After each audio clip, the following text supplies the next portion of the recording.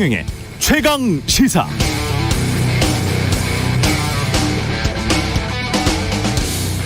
네, 코로나19로 인한 확진자 사망자 숫자 폭증하고 있습니다. 물론 한국만의 문제가 아닙니다. 전 세계적으로 이미 확진자 수 2억 7천만 명, 사망자 숫자는 530만 명에 달하고 있습니다. 공식적인 통계만 이 정도고요.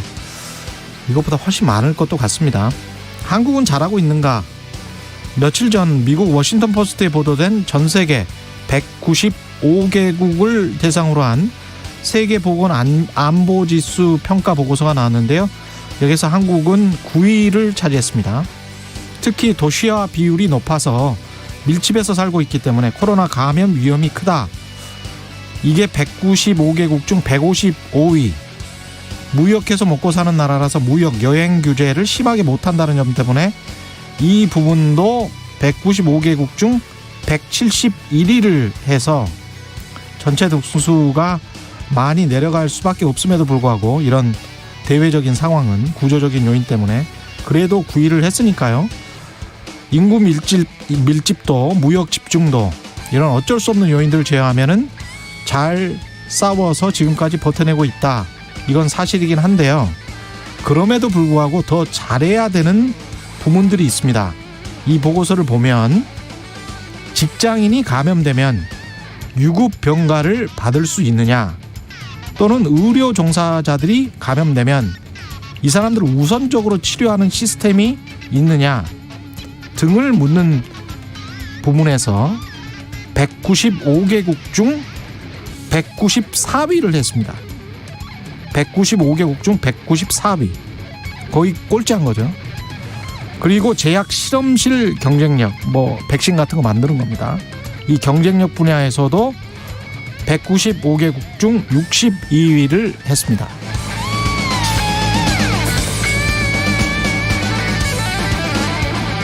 네, 안녕하십니까. 12월 13일 세상에 이익이 되는 방송 최경영의 최강시사 출발합니다. 저는 KBS 최경영 기자고요.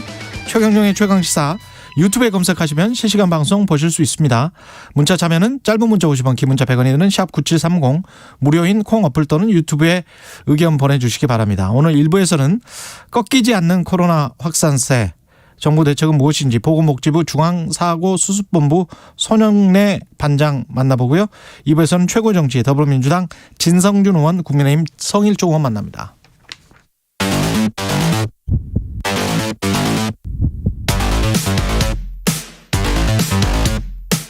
오늘 아침 가장 뜨거운 뉴스 언박싱.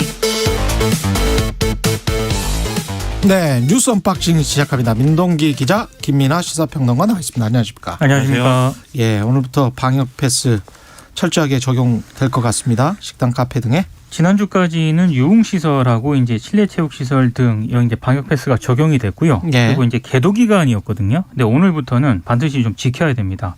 방역 패스 제도가 본격적으로 시행이 되는데요. 식당, 카페, 학원은 물론이고 영화관, 공연장, 독서실, 스터디 카페, 박물관, 미술관, 과학관 등에도 방역 패스가 적용이 됩니다. 정부가 단속에 나서는데요. 만약에 지침을 준수하지 않지 않습니까? 그러면 과태료와 영업 중단 등의 벌칙을 부과할 예정입니다. 그리고 지침 위반한 사람들에게도 10만 원의 과태료가 부과가 되거든요. 이게 한 번 어길 때, 두 번 어길 때, 세 번 어길 때 각각 과태료라든가 이 운영 중단 명령이 각각 다릅니다. 그래서 가능한 한 좀 지켜야 될 것 같은데, 직원 수가 적은 영세 자영업자들 있지 않습니까? 예. 이분들 같은 경우에 좀 반발하는 움직임도 있습니다. 왜냐하면 이 방역 패스를 직접 고객들에게 백신을 맞았는지 안 맞았는지를 체크하는 게 직원들이 해야 되거든요. 그러니까 직원들이 적은 어떤 영세 자영업자들 같은 경우에는 손님도 좀 해야 되고, 그리고 이거 방역 패스도 일일이 다 체크해야 되고, 이거 어떻게 하냐 이런 지금 불만 목소리도 좀 나오고 있는 상황입니다. 그러니까 1인 자영업자들의 경우에는 지금 말씀하신 것처럼 예를 들면 카페나 음식점을 하는데 설거지하다가 나와가지고 이거 확인하고 다시 들어가가지고 음식 준비하고 이렇게 해야 되는 거냐 이런 불만도 제기를 하고 있는데요. 네. 그나마 이제 수도권의 경우에는 지금 그래도 이 스마트 기기를 활용해가지고 QR코드 찍는 거 이게 그래도 좀 일반화돼 있지 않습니까? 그렇죠. 사업장에. 예. 그래서 이것에 의해서 접종 증명이 확인이 되기 때문에 그나마 이 부분은 이제 괜찮은데 지방 같은 경우에는 이런 시설들이 구비가 안 돼 있는 경우들이 있어요. 그래서 그런 지방 같은 경우에는 전화로 하거든요. 그 그 안심콜이라고 그러나요? 그 전화를 해가지고 이 이동 등록하는 거 있지 않습니까? 그걸 통해서 하는데 이런 곳들은 이제 지금 문제가 발생할 수 있는 소지가 상당히 있는 거죠. 그래서 이게 실제적으로 자영업자들에게 부담이 되고 미비한 측면이 있다고 한다면 방역 패스를 뭐 예외로 하거나 이럴 수는 없는 것이니까 그러면 적용 가능한 방식과 방법을 방역 당국이 알려줘야 되겠고 그리고 알려주는 것을 해결 안 된다 그러면은 대안적인 방식을 좀 마련을 해줘야 되는 거거든요. 그런 부분에 있어서는 지금 상당히 좀 부족해 보이는데 어쨌든 방역 패스는 오늘부터 적용이 되기 때문에 이 부분과 관련된 대책이 있어야 되지 않나 이런 생각입니다. 예. 이따가 손정래 반장이랑 자세히 좀 알아보도록 하고요. 이재명 후보는 윤석열 후보랑 비슷한 발언을 했네요. 그러니까 주말 동안 이제 대구 경북 지역을 방문을 했거든요. 그때 박정희 전두환 씨에 대한 경제 성과를 좀 평가를 하는 그런 발언을 했는데 이게 이제 주말 동안 내내 좀 논란이 됐습니다. 지난 10일 대구에서는요. 박정희 전 대통령을 산업화 성과를 낸 대통령이다라고 평가를 했고 과오가 있긴 하지만 산업화로 경제 대국을 만든 공이 있다. 이렇게도 얘기를 했습니다. 그리고 전두환 씨에 대해서도요. 3조 호황을 활용을 해서 경제가 망가지지 않도록 한 건 성과다. 이렇게 이제 평가를 했는데 왜 이런 발언을 했느냐. 언론들 해석을 보니까 중도 보수 표심을 좀 겨냥을 한 것 같다. 그래서 보수 지도자의 장점도 필요하면 받아들이겠다는 어떤 유연함을 좀 보여주려고 한 것 같다. 이런 평가가 하나 있고 또 하나는 유한기 전 성남도시개발공사 개발사업본부장이 극단적인 선택을 하지 않았습니까? 예. 이후에 대장동 이슈가 재점화될 가능성이 있는데 이걸 좀 우려해서 먼저 이런 이슈로 좀 선점을 한 것이다. 이런 전략 아니냐 이런 해석도 나오고 있습니다. 근데 어찌 됐든 윤석열 후보의 전두환 정치 옹호 발언을 이재명 후보가 강하게 비판을 하지 않았습니까? 예. 뭐가 다르냐 이런 지금 역지사지 뭐 지금 내로남불이다. 비슷한 맥락이었잖아요. 5.18과 쿠데타만 빼고는 정치는 잘했다 해서 사실은 생략된 부분이 김재희 씨 같은 그런 경제 관료들을 잘 등용해서 경제 잘했다는 이야기를 하면서 그 맥락이 나왔었던 거 아닙니까? 그렇죠. 그렇죠. 그럼 비슷한 이야기네요. 지금 이게. 그러니까 이재명 네. 후보는 뭐 다른 얘기라고 주장하고 있어요. 다른 얘기가 뭐가 다른 거냐. 이제 이 얘기를 하면서 뒤에서 전두환 씨에 대해서 그럼에도 불구하고 이런 역사적 과오가 있기 때문에 용서받을 수 없는 일이라고 생각하고 뭐 이런 얘기를 계속 이제 했거든요. 근데 지금 말씀하신 것처럼 사실상 받아들이는 사람 입장에서는 똑같은 발언이다라고 볼 수밖에 없는 게 지금 말씀하신 대로 윤석열 후보가 그 발언에서 논란이 됐을 때 이미 이제 자신의 진의는 이재명 후보가 얘기한 것 같은 그런 부분을 얘기한 거다라고 해명을 하려고 했음에도 받아들이지 않았거든요. 이미 윤석열 후보가 이 길로 가면 안 된다는 거를 보여줬는데 이재명 후보 왜 이 길로 갑니까? 저는 이해가 안 되고 그다음에 TK에 가가지고 이 TK 지역에 가가지고 그런 어떤 이 보수 지도자의 이런 장점도 받아들이는 실용주의적인 지도자의 면모를 보여주려고 했다면 거기서는 박정희 전 대통령 얘기만 해도 되거든요, 사실. 이 선거의 어떤 논리로만 봐도. 그러니까 우리가 과유불급이라고 하지 않습니까? 예. 다변이다 보니까 여러 가지 얘기를 막 하다 보니까 이런 논란이 되는데 박정희 전 대통령에 대해서도 얘기를 했어요. 이 공과가 있는 지도자이고 그다음에 독재나 이런 걸 한 건 잘못된 것이지만 예를 들면 이제 경부고속도로라든지 이런 것들은 잘했다고 보는 것이다라면서 자신의 어떤 이 재생에너지, 신재생에너지나 이런 것들을 어떤 활용하는 어떤 방식으로 경부고속도로를 비유를 하잖아요. 그러니까 이런 걸로도 사실은 충분한 것인데 왜 굳이 TK 지역에서도 사실 이제 정치적 평가가 그렇게 좋지 않은 전두환 씨에 대해서 이런 방식으로 접근을 하는 건지 상당히 이제 의문이 남을 수밖에 없고요. 결과적으로 이게 정치적으로 윤석열 후보가 한 발언보다 더 안 좋은 효과로 이어질 수도 있어요. 왜냐하면 첫째 지금 민호 기자님 말씀하신 대로 윤석열 후보랑 다른 게 뭐냐. 피장 파장이다. 이 논리가 반드시 이제 돌아올 수밖에 없고요. 그래서 정의당에서는 그 주장 지금 하고 있거든요. 예. 이재명 후보가 이러다가 국민의힘 후보가 될 것 같다. 이런 주장까지 나오고 있는 데다가 두 번째로 최근에 계속 이 유연성을 보여주려는 접근을 하다 보니까 말 바꾸기를 너무 한다. 이런 지적들이 있었잖아요. 그렇죠. 근데 제가 볼 땐 그런 지적 중에는 좀 과도한 지적도 있었거든요. 그런데 이 전두환 씨 관련 발언이 나오면서 그 이미지가 이제 고착화되고 이것은 결국 소신이 없는 후보이다. 대중영합적인 후보이다. 표만 된다면 뭐든지 할 수 있는 후보이다. 이런 공격으로 또 이어질 겁니다. 그래서 이게 문제고 세 번째로는 결과적으로 이런 것들이 뭐랑 연결되느냐. 이 진보라고 하는 진보 정권이라고 하는 어떤 그런 정치 세력에 대해서 그동안 보수 정치가 내로남불이다라고 비판을 해왔거든요. 예. 이게 윤석열 후보는 하면 안 되는 발언이라고 해놓고 이재명 후보가 했기 때문에 이것도 똑같은 그런 모습이다. 내로남불의 모습이다. 문재인 정권하고 차별화가 아니라 비슷한 것 같다. 이런 이미지로 이어질 수가 있어요. 그래서 이것과 관련돼서는 이재명 후보가 명확하게 해명하고 그다음에 설명하고 그리고 잘못한 거에 대해서 사과하고 이런 것들이 이후에 좀 필요하다고 저는 생각을 합니다. 이 표 때문에 그렇다면 이런 생각도 들어요. 그러니까 우리가 찌개집을 가는데 된장찌개 잘하는 집이나 김치찌개 잘하는 집, 특화된 집을 가지 찌개를 20가지를 식단표에 내놓고 우리 집은 다 맛있어요. 이런 집은 우리가 믿지를 못하거든요. 그런데 그렇죠. 가급적 안 가는 게 좋죠. 그 갈 수가 없어요. 그런 집은 가서 그 아무것도 못 먹어요. 그러면 그렇습니다. 예? 맨 위에 있는 거 시키면 됩니다. 아니 된장찌개나 김치찌개 특화된 집은 우리가 갑니다. 찌개집에. 그러나 20가지 찌개를 우리가 다 잘한다. 이거는 우리는 그런 백반집은 믿지를 못하는 것이고. 그리고 이제 그런 네. 백반집 중에서도 물론 이제 네.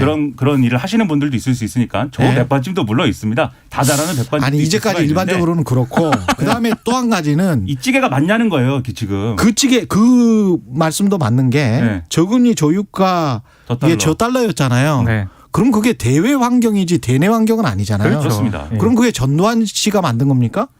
그러니까 그때 그런 환경을 만든 그거는 대외 환경이에요. 대외 경제 요건이고 대내 경제 요건은 저임과 장시간의 노동이었어요. 그때 노동자들 그거를 참, 지금 저임과 네. 장시간의 노동을 지금 할 수 있습니까? 못하죠. 21세기 2021년에 저임과 장시간 노동을 독재 정부가 강요했던 것처럼 정경유착해가지고 이렇게 하고 기업들 수출 기업들 수출 대기업들한테 이익 다 몰아주고 그다음에 인플레이션은 다 그 중산층들이 다 떠안도록 그렇게 할 수 있습니까? 못하죠. 그러니까 3조 호황이라고 얘기했지만 지금 말씀하신 것처럼 3조 호황은 국면을 만든 결정적인 사건들은 두 개잖아요.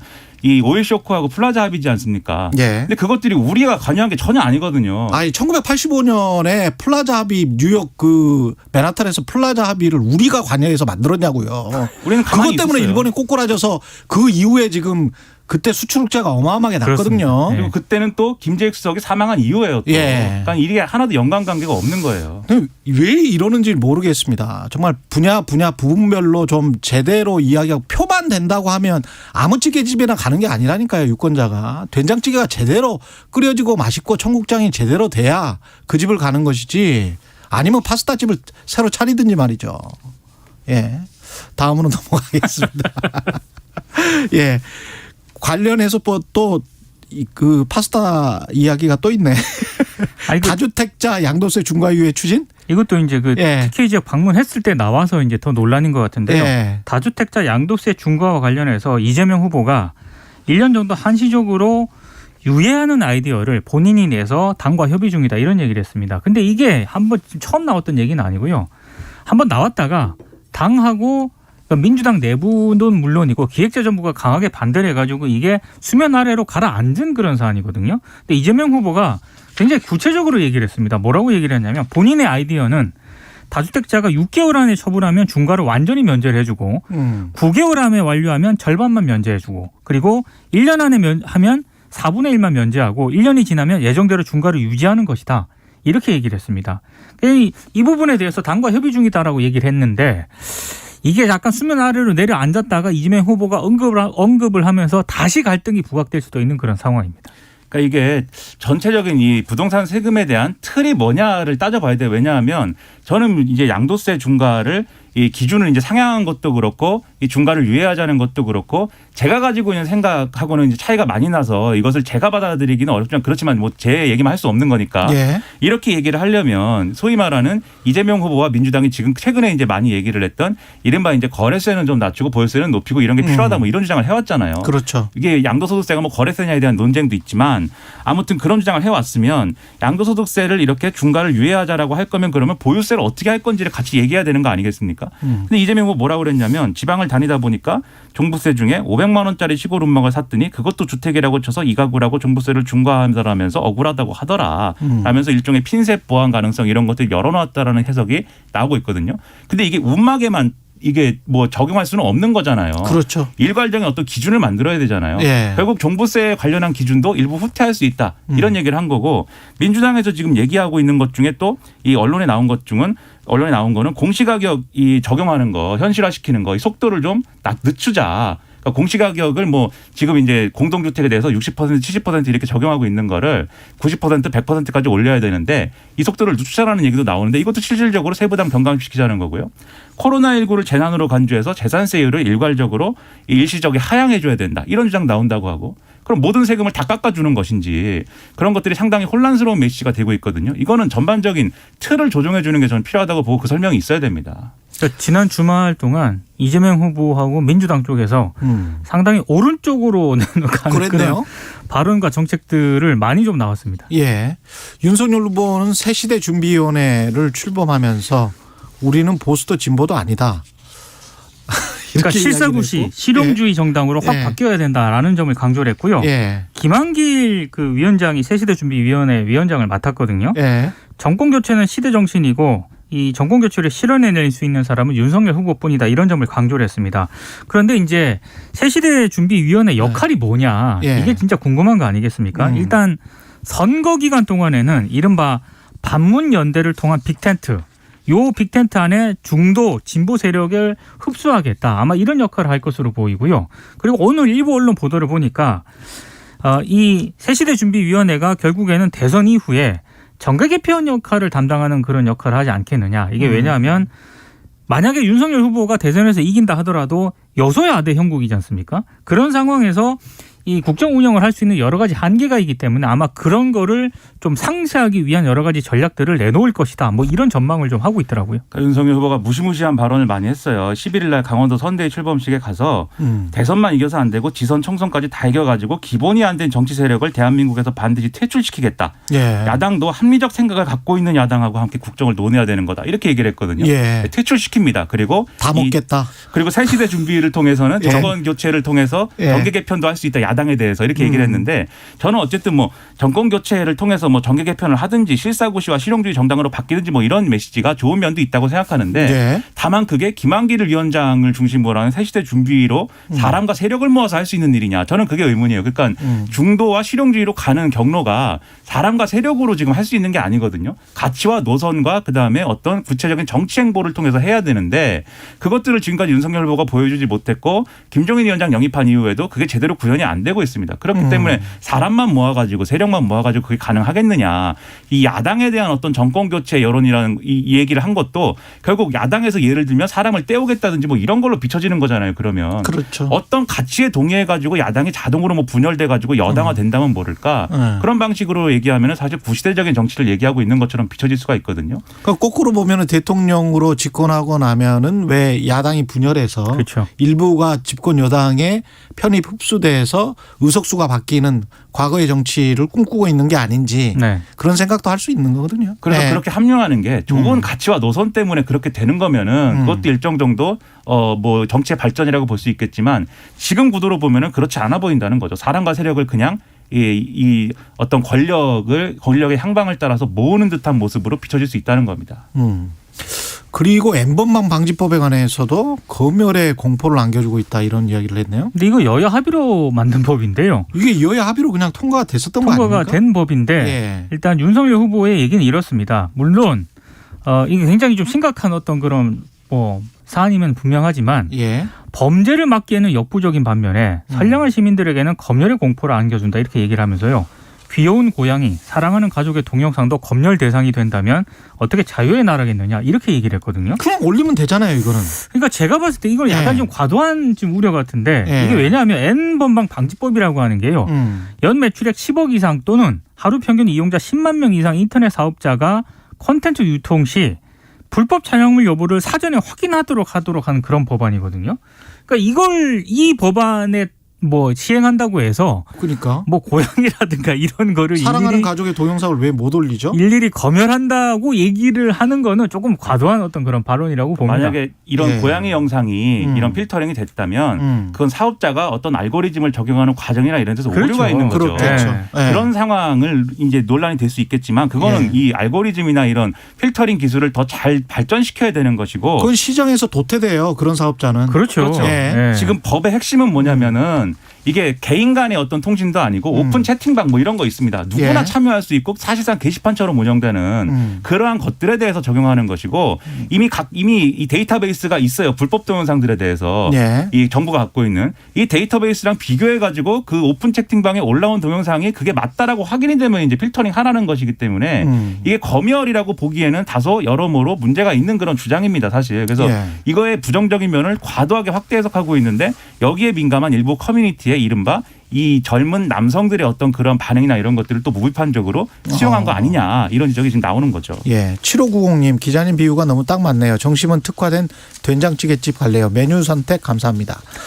예, 코로나는 영원히님.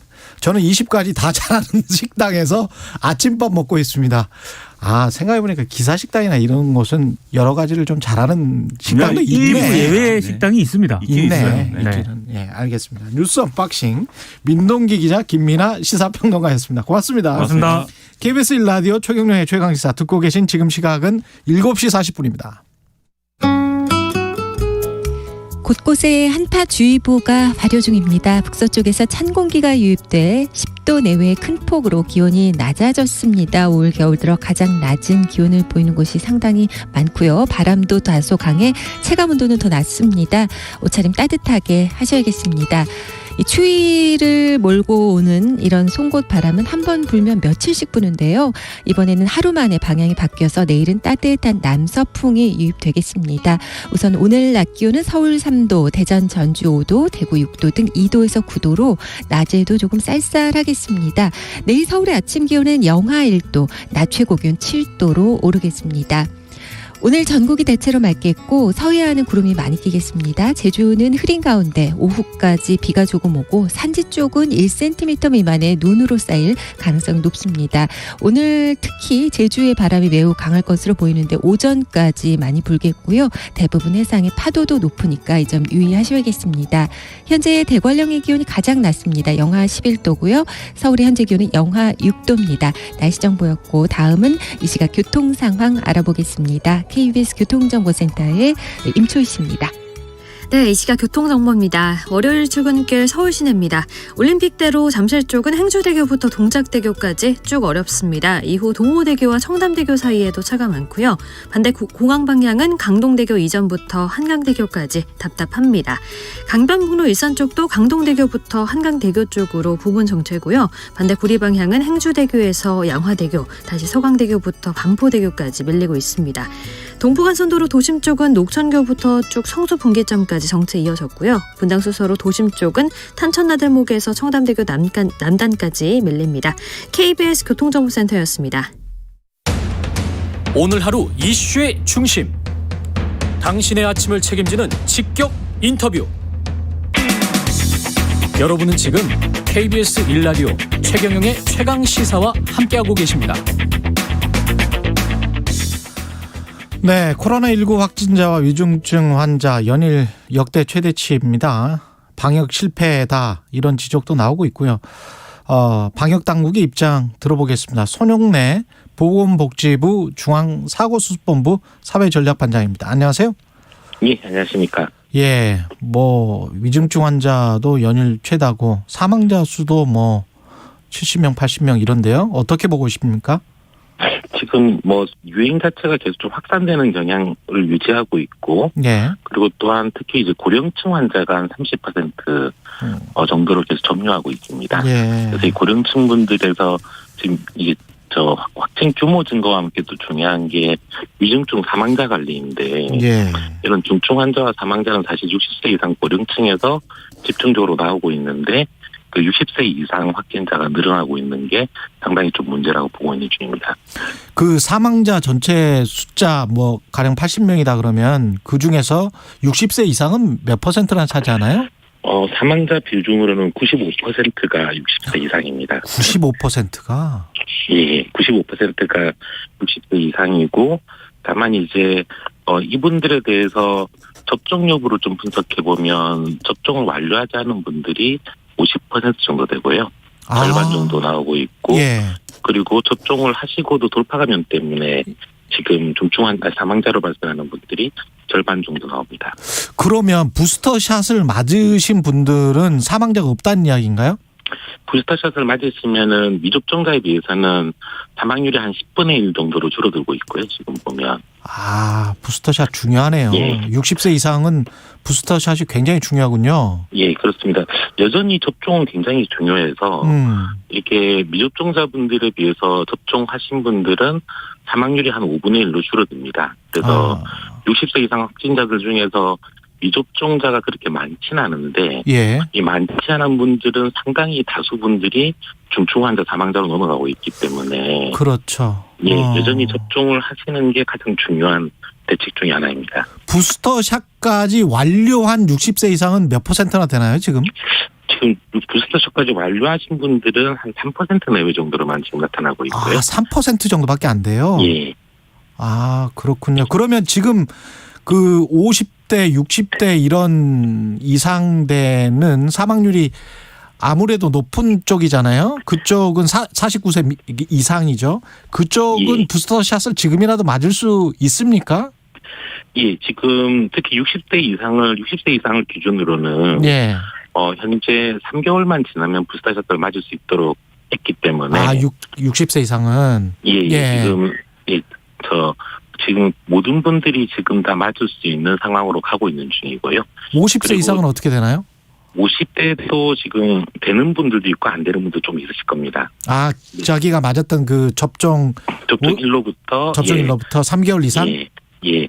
그리고 특히 60세 이상 같은 경우는 사전에 예약 같은 거 하실 필요 없이 가까운 병원을 찾아가시면 바로 접종이 가능하도록 지금 12월 한 달간 운영을 하고 있는 중입니다. 60세 이상은 부스터샷을 뭐 예약이나 이런 거 할 필요 없다. 그냥 가서 맞으면 된다. 예. 지금 좀 심각하게 지금 받아들일 수밖에 없는데 이게 방역 패스는 확대를 했습니다. 오늘부터. 그러면 또 이게 효과를 좀 보려면 또 한 4주 정도 기다려야 될 거 아니에요? 예, 일단 오늘부터 벌칙이 정식으로 적용되는 것이고 확대 자체는 지난주부터 좀 하고 있었기 때문에 그리고 지난주부터 저희가 이제 수도권과 비수도권의 사적 모임 규모를 좀 같이 줄여주고 있기 때문에 지금 기대컨대는 금주 정도부터는 어느 정도 이 고령층 환자들과 중증 환자 쪽에 지표들이 좀 완화될 수 있을지를 좀 유심히 보고 있는 중입니다. 지금 영업시간 제한도 논의가 됐었죠?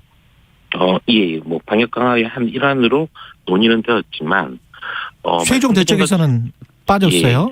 이 부분들이 워낙 또 민생 경제 영향이 크고 또 하나 지금 아까 말씀드린 것처럼 중증 환자와 사망자 발생에 지금 가장 큰 문제 요인이 고령층 환자가 많아지면서 그렇죠. 절반 정도는 미접종하신 분들, 절반 정도는 접종 완료 돌파 감염이라서 좀 가장 중요한 대책 중에 하나는 이 미접종자분들에 대해서는 방역 패스를 좀 확대해서 가급적 접종을 안 받으신 분들이 사람이 다수 모이는 공간을 좀 안 가도록 하는 조치를 취하게 된 것이고요. 그리고 접종 완료 돌파 감염에 대해서는 이른바 3차 감염, 부스터샷을 지금 서둘러서 지금 진행을 하고 있는 중입니다.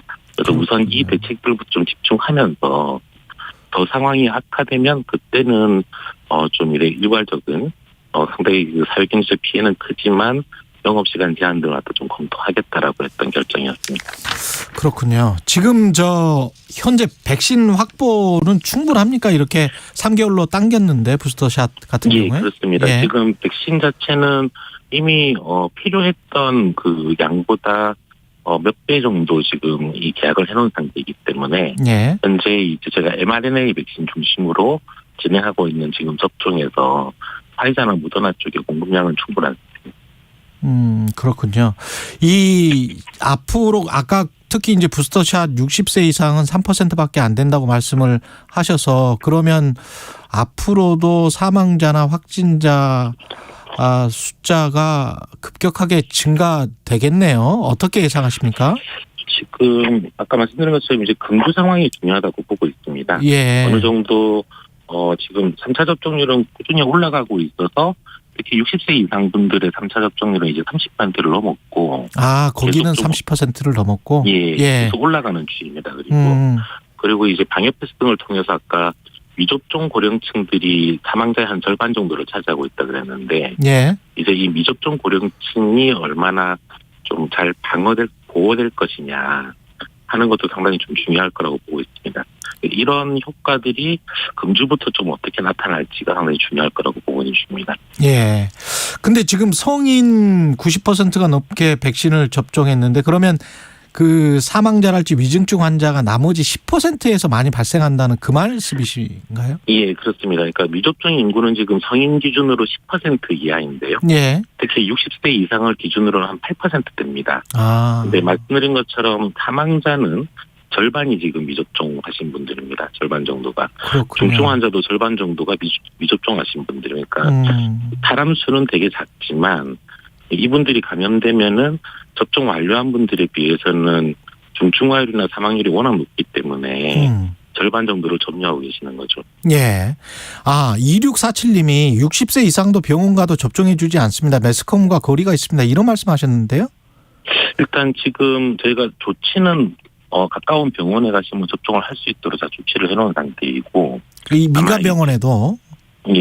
예. 아마 이게 예방접종 자체를 아마 보유하고 있는 자녀 양에 따라서 좀 달라질 수 있을 거라고 보고 있는 중입니다.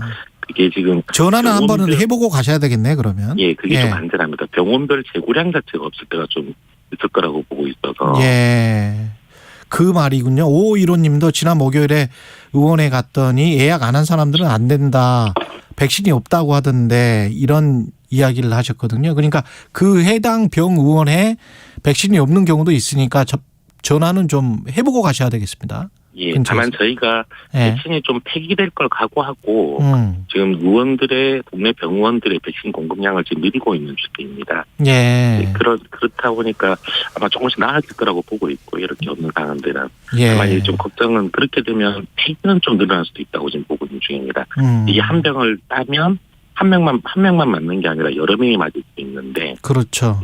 예, 그런 부분에서는 조금 폐기 가능성이 있을 거라고 보고 있습니다. 예. 그 정부가 이번 주에 사적 모임 규모나 다중 이용 시설의 운영 시간 제한 등을 포함한 특단의 조치를 발표할 수도 있다. 상황 봐서 특단의 조치를 발표할 수도 있다 이건데 특단의 조치에 어떤 기준선 같은 게 있을까요? 일단은 저희 의료 대응 체계가 제일 중요하다고 보고 있는 중입니다. 예. 현재 이제 위중증 환자와 이 사망자가 늘다 보니까 저희 중환자실이나 중증환자실들의 가동률이 상당히 올라가고 있습니다. 아직 100%까지 도달은 안 됐지만 전국적으로 한 80%, 75% 수준까지 올라가 있는 상황입니다. 그래서 이런 부분들이 더 압박을 받게 돼서 중증 환자들에 대한 정상적인 치료가 위험해질 수 있다라고 보이면 그때는 여기에서 좀 더 강한 방역 조치를 검토할 수밖에 없다고 보는 중입니다. 예. 그리고 그 12세부터 18세 청소년 방역 패스 관련해서 계속 논란이 되고 있지 않습니까? 예. 이게 꼭 필요하다. 청소년 방역 패스가 꼭 필요하다고 보시는 거죠, 지금. 그 이유도 궁금하고요. 예, 청소년들의 감염 위험성이 너무 높아지고 있습니다. 그러니까 예전에 비해서 지금 청소년들의 감염 발생이 한 4배 가까이 증가하고 있는 상황이고요. 특히 이게 성인들의 경우에는 지금 대규모 집단 감염들은 잘 발생하지 않고 작은 접촉으로 작은 감염들이 발생하고 있는데 네. 이게 소아청소년 쪽은 밀집된 곳을 중심으로 학교나 학원 이런 곳을 중심으로 한번 전파되기 시작하면 큰 규모로 지금 전파가 되고 있는 중입니다. 그러니까 이게 아마 이게 예방접종률도 낮고 대신에 감염 위험성은 이 일상 회복에 따라 너무 높아지다 보니까 이렇게 문제가 발생하고 있다고 보고 있고 예. 따라서 지금은 워낙 감염될 위험성이 높기 때문에 가급적 밀집 시설들에 대해서는 최대한 좀 접종자 중심으로 이 밀집되게 해서 이 감염을 좀 차단하는 보호 조치가 시급하다고 보고 있는 중입니다. 예. 마지막으로 연말인데요. 각종 행사나 모임도 있을 수밖에 없는 사람들이 있을 텐데 그 방송 들으시는 청취자분들에게 당부 말씀 부탁드립니다. 짧게. 예. 예, 좀 그 연말 연시라 사실 모임이나 행사들이 많으실 건데 예. 좀 최대한 좀 그 불필요한 모임이나 행사는 좀 자제해 주시면 대단히 감사하겠습니다. 특히 중요한 게 고령층의 경우 미접종자분들이 지금 워낙 중증 환자 사망률이 높기 때문에 미접종자분들은 사실은 외출을 좀 자제하시는 게 가장 안전합니다. 알겠습니다. 그리고 접종을 여기까지. 완료하신 분들도 3차 접종을 꼭 부탁드립니다. 알겠습니다. 손흥래 보건복지부 중앙사고수습본부 사회전략반장이었습니다. 고맙습니다. 예, 고맙습니다. KBS 라디오 최경영의 최강시사 1부는 여기까지입니다. 2022년 1월 1일부터 플랫폼 노무 제공자도 고용보험 혜택을 받게 됩니다. 이제 퀵서비스와 대리운전기사, 배달 라이더 모두 안심이네요. 아참, 신고 방법이 다른 특수형태 근로종사자와 조금 다르다면서요? 네, 플랫폼을 통해 일하시는 분들은 플랫폼 사업자가 직접 신고하고 고용보험료 원천공제와 납부대행까지 한다고 합니다. 일하는 사람 모두를 위한 특수형태 근로종사자 고용보험 확대. 플랫폼 노무 제공자도 구직급여, 출산 전후급여로 든든하게 보장받으세요. 관련 문의는 1588-0075. 이 캠페인은 근로복지공단과 고용노동부가 함께합니다. 여러분, 혹시 눈치채셨나요? 우리 생활 속 다양한 포장재들이 변신을 시작했다는 사실. 포장재의 재활용 용이성을 평가하는 포장재 재질 구조평가제도 시행 후 플라스틱은 확 줄이고 재활용은 더 쉽게, 페트병은 라벨을 떼서 가벼워지고 포장재의 재질은 더욱 단순해집니다. 이제 마트 진열대 곳곳에 숨은 무라벨 페트병과 재활용 최우수 또는 재활용 우수 제품을 찾아 슬기로운 소비 생활에 동참해주세요. 이 캠페인은 한국환경공단과 함께합니다. 희생자가 100만인인데 가해자가 없어요. 가해자 없는 피해자가 어디가 있느냐고요. 2021 KBS 연중기획 기억을 기록하다. 세상에서 가장 힘든 콜령골 단일 사건으로는 대전 사건이 제일 큰 사건이에요. 아직 밝혀진 분은 한 분도 안 계세요. 그러니까 저희는 거기 계신 유해는 단 한 조각이라도 너네 아버지 우리 아버지 할 것 없이 여기서 나오신 분은 다 우리 아버지, 유족 전체가 다 우리 아버지로 모시고 있어요. 지금 저런 독일 같은 데는 그 오랜 세월이 지났어도 지금 다 가해자 사과 받고 그러잖아요. 처벌이 있고. 그런데 우리나라는 이게 뭐냐고요. 모든 걸 밝히고 마무리를 지으려면 정치하시는 분들도 형평성을 잃지 말으시고 진실한 마음으로 여기를 빨리 마무리 지어주셔야 할 것 같아요.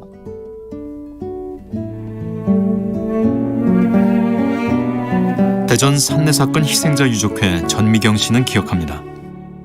한국전쟁 발발 직후인 1950년 6월 말부터 7월까지 대전 형무소의 재수자와 민간인 7,000명 이상이 골령굴에서 학살된 것으로 추정됩니다. 이념을 이유로 국가 공권력에 의해 자행된 이 사건은 지금까지도 진실규명과 유해 발굴이 완전히 이루어지지 않았습니다. 책임지지 않는 비극은 결코 끝나지 않습니다. 진실은 세월 속으로 사라지지 않습니다. 당신과 대한민국의 기억, KBS가 기록합니다.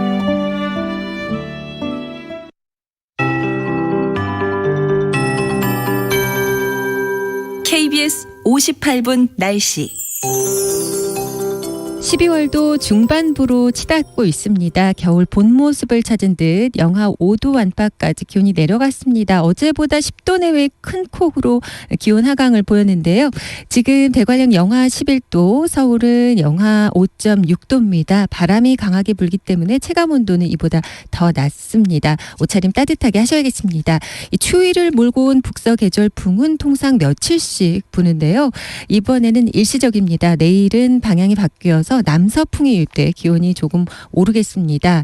오늘 전국이 대체로 맑겠습니다. 제주도는 오후까지 가끔 비가 조금 내리겠고요. 제주 산지 쪽은 1cm 미만의 눈이 쌓이겠습니다. 오늘 낮에도 조금 쌀쌀하겠습니다. 서울의 낮 기온 3도로 예상되고요. 대전, 전주 5도, 대구 6도 등 2도에서 9도의 분포를 보이겠습니다. 오늘 오전까지 제주에는 바람이 매우 강하게 불겠고요. 대부분 해상의 파도가 오늘 1.5 내지 4m로 높게 일겠습니다. 내일은 전국이 흐린 가운데 밤부터 수도권을 중심으로 빗방울이 떨어질 가능성이 높고요. 내일 서울의 아침 기온은 영하 1도, 낮 최고 기온 7도로 오르겠습니다.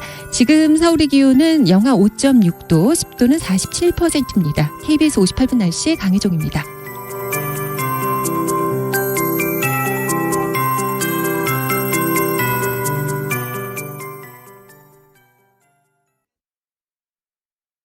정성을 다하는 국민의 방송 KBS가 8시를 알려드립니다.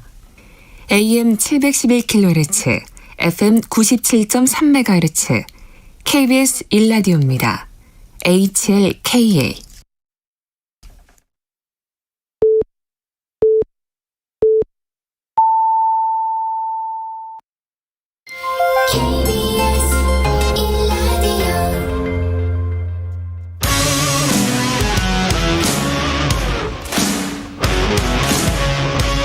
오늘 하루 이슈의 중심 최경영의 최강 시사.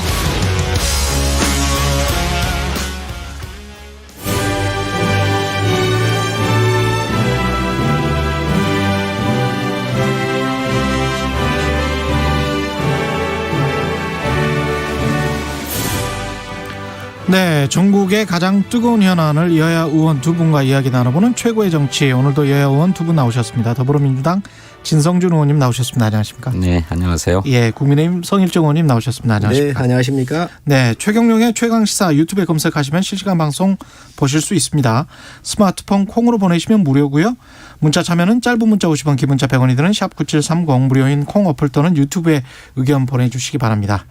예, 오늘 스튜디오 들어오시기 전부터 그 휴게실에서 굉장히 좀 설전이 오고 가고 있는 것 같은데 방송에서는 가급적이면 좀 너무 격하게 싸우시지는 마시고요. 예, 예, 다 뭐 나라와 국민을 위하는 마음에서 그러시는 되는 거니까 일단은 그 50조 손실보상 50조 또는 김정인 위원장의 100조 윤 후보가 내놓은 윤석열 후보가 내놓은 손실보상 50조 이거를 뭐 액수가 어떻든 간에 이재명 후보 쪽은 그냥 국회에서 논의해서 지금 하자. 뭐 이런 입장인 것 같고요. 네, 그렇습니다. 예. 이것과 관련해서 국민의힘은 입장이 지금 명확히 정해졌습니까?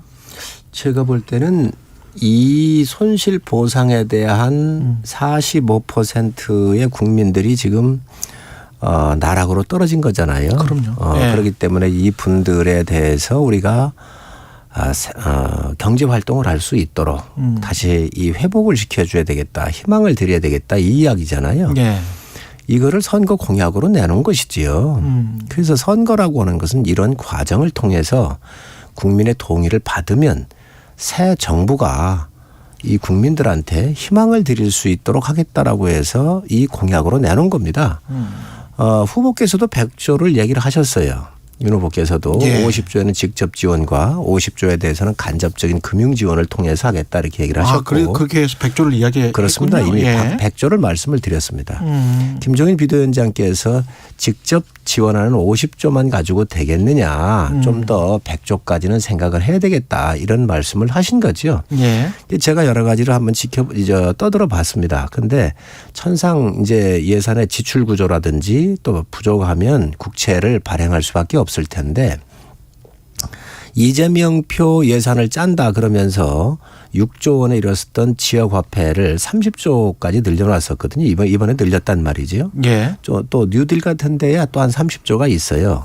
그래서 이런 부분들을 또 다른 예를 들면 SOC 예산을 한 10%든 20%든 좀 그다음 년으로 수년을 하면서 좀 땡겨 쓴다든지 여러 가지 방법을 하면은 예산도 상당히 구조조정을 하면서 일정 부분 있을 수 있다라고 생각을 합니다. 그런데 의원님 그것을 언제 한다는 말씀입니까? 새 정부. 아니 뭐 새 정부에서 해야죠. 윤석열 후보가 50조 원 마련을 위해서 최대한 빠른 추경 편성이 필요하다 이렇게도 발언하지 않았습니까? 언제 한다는 말씀입니까? 자, 아니 정권 새로 잡으면 인수위 과정을 통해 가지고 바로 요청을 하면 됩니다. 네, 지금 하지 말고. 이 자체가 의원님, 국민적인 그러니까, 자 아니. 그러니까 진정성이 없다는 것입니다. 왜 진정성이 의원님 없습니까? 말씀하시는 것처럼 왜 없습니까? 지난 2년 동안 자영업 소상공인들이 그 정부의 방역 대책으로 인해서 희생과 고통을 겪어야 했지 않습니까? 그런데 지금 다시 확진자가 폭증하고 있고 오미크론이라고 하는 변이 바이러스가 생겨가지고 특별 방역 대책이 지금 시행되고 있잖아요. 이게 얼마나 장기화될지 모르기 때문에 지금 당장 지원이 필요하다라고 하는 것 아닙니까? 내년도 예산안에 이러저러한 소상공인 자영업자 지원을 위한 예산이 편성됐지만 지금 이런 확진자 폭증 상황이나 장기화될 거다라고 하는 상황까지 감안되지 않았지 않습니까? 그렇기 때문에 지금 시기에서 대규모 추경이 필요하다라고 하는 얘기들이 나오는 것 아닙니까? 그렇다면 새 정부가 출범하려면 5월 10일 날 출범하게 되는데 그때 추경 논의해가지고 언제 추경을 편성해서 지원하겠습니까? 앞으로 추경이 지원될 때까지 한 6개월 이상을 어떻게 버티라는 말씀입니까? 그러니 진정성이 없다는 겁니다. 이거는 저희들이 무슨 저작권 주장하지 않겠습니다. 윤석열 후보가 50조 원이 필요하다는 얘기를 먼저 했고 또 김종인 총괄위원장이 100조 원은 돼야 된다는 말씀하셨으니 그런 잘 생각하셨다고 생각합니다. 그런 선도적인 제기를 하셨으니까 지금 당장 논의해서 최대한 빠른 시간 내에 추경을 편성해서 지원하자는 것입니다. 여기에 선거 전략을 개입시킬 이유가 뭐가 있습니까? 정치적 유불리를 떠나서 국민을 위한 일이니까 하십시다. 그러면 국민의힘이 선도적으로 제기했다라고 하는 성과 공은 가져가실 수 있을 거예요. 그러니 미루지 말고 지금 하면 되지 않습니까? 윤석열 후보도 그렇게 얘기하고 있고요. 자, 지금 그 말씀을 하셨는데 정기 국회에서 예산안 통과된 게 언제죠? 지지난주 아닙니까? 그렇습니다. 얼마 안 됐습니다. 예. 이거 1월 1일 넘어가면 풀어야 합니다. 그때 네. 풀면 됩니다. 그리고 충분합니다. 일단은 우선. 거기에 충분하지 않다는 것 아닙니까? 그렇습니다. 저도 그 말은 동의를 하는데 네. 상황 변화가 왔기 때문에 그거에 대해서 더 필요하면 더 할 수 있다 그러고 근본적 인식 구조는 이 45% 50%에 이르는 이 국민들한테 빨리 회복할 수 있도록 더 지원을 해야 되겠다라고 하는 거에 대해서 선거 공약을 내놔서 하자고 하는 건데 일단은 저는 민주당이 오히려 선거공학적으로 지금 현재 이것을 접근하고 있다고 생각을 해요. 그게 왜 선거공학입니까? 자, 야당이 50조 원 정도를 더 지원하자고 그러니까 민주당에서는 그걸 또 빨리 풀자고 그러거든요. 근데 예산안 통과된 게 엊그제예요. 그래서 이 예산안 어차피 1월 달 가면 풀게 돼 있습니다. 그거 풀고 그리고 또 선거를 통해서 심판을 받는 그 과정이에요. 자, 의원님. 그렇기 때문에 이 과정은 우리가 그 이후에 선거 치르고 나서 하면 큰 문제가 없습니다. 그래서 진정성이 없다는 말씀이고요. 지금 여당은 무슨 얘기냐. 이 돈을 빨리 끌어다가 어쨌든 빨리 돈을 풀어가지고 여러 가지 문제를 해결하고 선거에 도움이 될 거라고 생각하기 때문에 이 선거에 빨리 하자고 하는 것 같은데 그건 그렇게 급한 게 아닙니다. 그래서 우선 지금 책정돼 있는 내년도 예산부터 순차적으로 집행을 해가도 문제가 없을 거고요. 또 앞으로 큰 상황 변화가 있으면 그때그때 가가지고 여야가 합의하면 될 일입니다. 그렇기 때문에 그러면 그야말로 매표를 위해서 50조 100조를 말씀하신 것이나 다름없다는 말씀 같은데 후보는 근데 빨리 해도 괜찮다고 그러지 않았어요? 빠른 추경 편성 필요하다 이렇게 얘기했어요. 빠른 추경 편성 얘기를 하셨는데 그거는 지금 현재 정기 국회에서 했었던 부분을 우리가 가면 되고요. 또 만약에 급하면 2월이든 어쨌든 이 예산 편성하는 과정이 정부가 편성권을 가지고 있지 않습니까? 그렇기 때문에 예산 편성할 때 시간이 꽤 걸립니다. 그러면 급하다고 하면 정말 급하다고 한다면 1월이든 2월이든 협의를 하면 3, 4월쯤 갈 수도 있겠지요. 그런 부분들을 염두에 두셨을 것으로 생각을 합니다. 의원님. 추경 편성권, 예산 편성권은 정부에 있죠. 그런데 작년 올해 여러 차례 추경이 편성되었습니다만 그 추경은 정치권에서 먼저 제기해서 정부가 그걸 수용해 가지고 추경을 편성해서 제안하지 않았습니까? 그러니까 정부 입장에서는 그간의 예산심사 과정에서도 보셨던 것처럼 상당히 소극적입니다. 재정 안전성을 무엇보다도 앞세우는 기획재정부이기 때문에 가급적이면 예산을 편성하지 않으려고 하고 추경을 편성하지 않으려 하지요. 그러니 이 문제는 국민의 고통을 보다 더 직접적으로 체감하고 전달할 수 있는 여야 정치권이 합의해서 정부를 설득해야 될 그럴 사안이라고 생각합니다. 그다음에 의원님 충분하다 말씀을 하시는데 내년 예산 가지고도 당초에 정부 예산안에 손실보상의 최저 한도가 10만 원이었습니다. 10만 원이었어요. 예, 많이 고통받았는데 영업 손실을 보상해 주겠다고 하면서 최저 한도가 10만 원이었어요. 이거 너무 적다 해가지고 여야가 합의해서 50만 원을 올렸습니다. 그런데 50만 원이면 충분합니까? 그렇지 않잖아요. 또 정부의 직접적인 행정명령으로 영업을 제한당했거나 영업시간을 제한할 수밖에 없었던 업종에 한해서만 보상이 이루어집니다. 사회적 거리 두기 때문에 아예 고객이 없고 손님이 없어서 영업손실이 크게 떨어졌는데도 여기에는 지원을 할 수가 없어요. 손실보상을 할 수 없습니다. 그런데 뭐가 충분합니까? 이런 부분들에 대해서도 정치권이 보상할 수 있도록 해야 된다고 저는 생각합니다. 자, 진 의원님 그러니 한시가 급한 일이죠. 자, 진 의원님 말씀하셨는데 충분하다라고 하는 말을 지금 오해하시면 안 됩니다. 12월 달에 통과된 이 예산이 1월부터 나가기 때문에 기간적으로는 이걸 나가는 게 충분하다는 얘기고 금액이 부족하기 때문에 50조 원 이상을 더 증액을 해가지고 이분들한테 지원하자는 거잖아요. 부족하기 때문에. 그래서 금액이라고 하는 거와 기간이라고 하는 말을 구분을 해서 주시기를 바랍니다. 그래서 기간적으로는 우리가 연말에 통과시켜 놓은 이 예산이 있기 때문에 1월부터 바로 집행이 가능해요. 그렇기 때문에 기간적으로는 우리가 여유가 있다는 말씀이고 금액적으로는 지금 여든 야든 다 부족하다는 걸 알고 있지 않습니까? 그런데 이게 50조 원인지 100조 원인지 이런 부분은 협의를 한번 하시자고요. 아니 손실보상의 대상이 제한되어 있다는 말씀이에요. 아까 말씀드렸던 것처럼 당연하지요. 손실보상을 받을 수 있는 자영업자는 정부가 직접 명령을 내려가지고 영업시간을 몇 시까지로 제한해라. 또 아예 영업을 하지 마라. 이런 명령을 받은 업종에 대해서만 손실보상이 이루어집니다. 그런데 정부의 일반적 방역수칙으로 사회적 거리두기를 계속 강조해 보지 않았습니까? 이 사회적 거리두기 때문에 길거리에 다니는 손님이 없고 또 식당에 가는 손님이 없는 이런 업종의 경우에는 손실보상을 전혀 못 받아요. 이거는 내년도 예산에도 편성되어 있지 않습니다. 그래서 전년도. 그런데 뭔 충분하고 뭐 기간을 말씀을 하십니까? 왜 전년도나 아니면 이거를 증명해낼 수 있는 그러한 그 지방 정부라든지 아니면 국세청의 이런 자료만 있다 하더라도 이런 부분들에 대해서 지원을 하자라고 하는 게 50조를 추가하면서 내놓은 아닙니다. 꼭 어떤 한정되어 있는 그러한 업종 말고 이러한 코로나로 해서 인해서 피해를 보고 있는 사람들이 지방정부나 국세청에 신고했었던 그러한 기록만 있더라도 50% 정도에서는 먼저 지급을 하고 그 이후에 정산을 하자라고 해서 이러한 부분도 지원하자고 해서 50조 속에 포함이 돼 있는 부분인데 이러한 부분들이 돈이 부족하면 더 증액할 수 있다라고 하는 것이 김종인 비대위원장의 말씀이시죠. 김종인 위원장의 말씀입니까? 윤석열 후보의 말씀은 아니고 그거 좋은 생각입니다. 저 그렇게 해야 된다고 생각합니다. 코로나 이전 상황의 영업 실적과 코로나 이후의 영업 실적을 비교해서 영업 손실이 발생한 부분에 대해서는 100% 보상해야 된다고 생각합니다.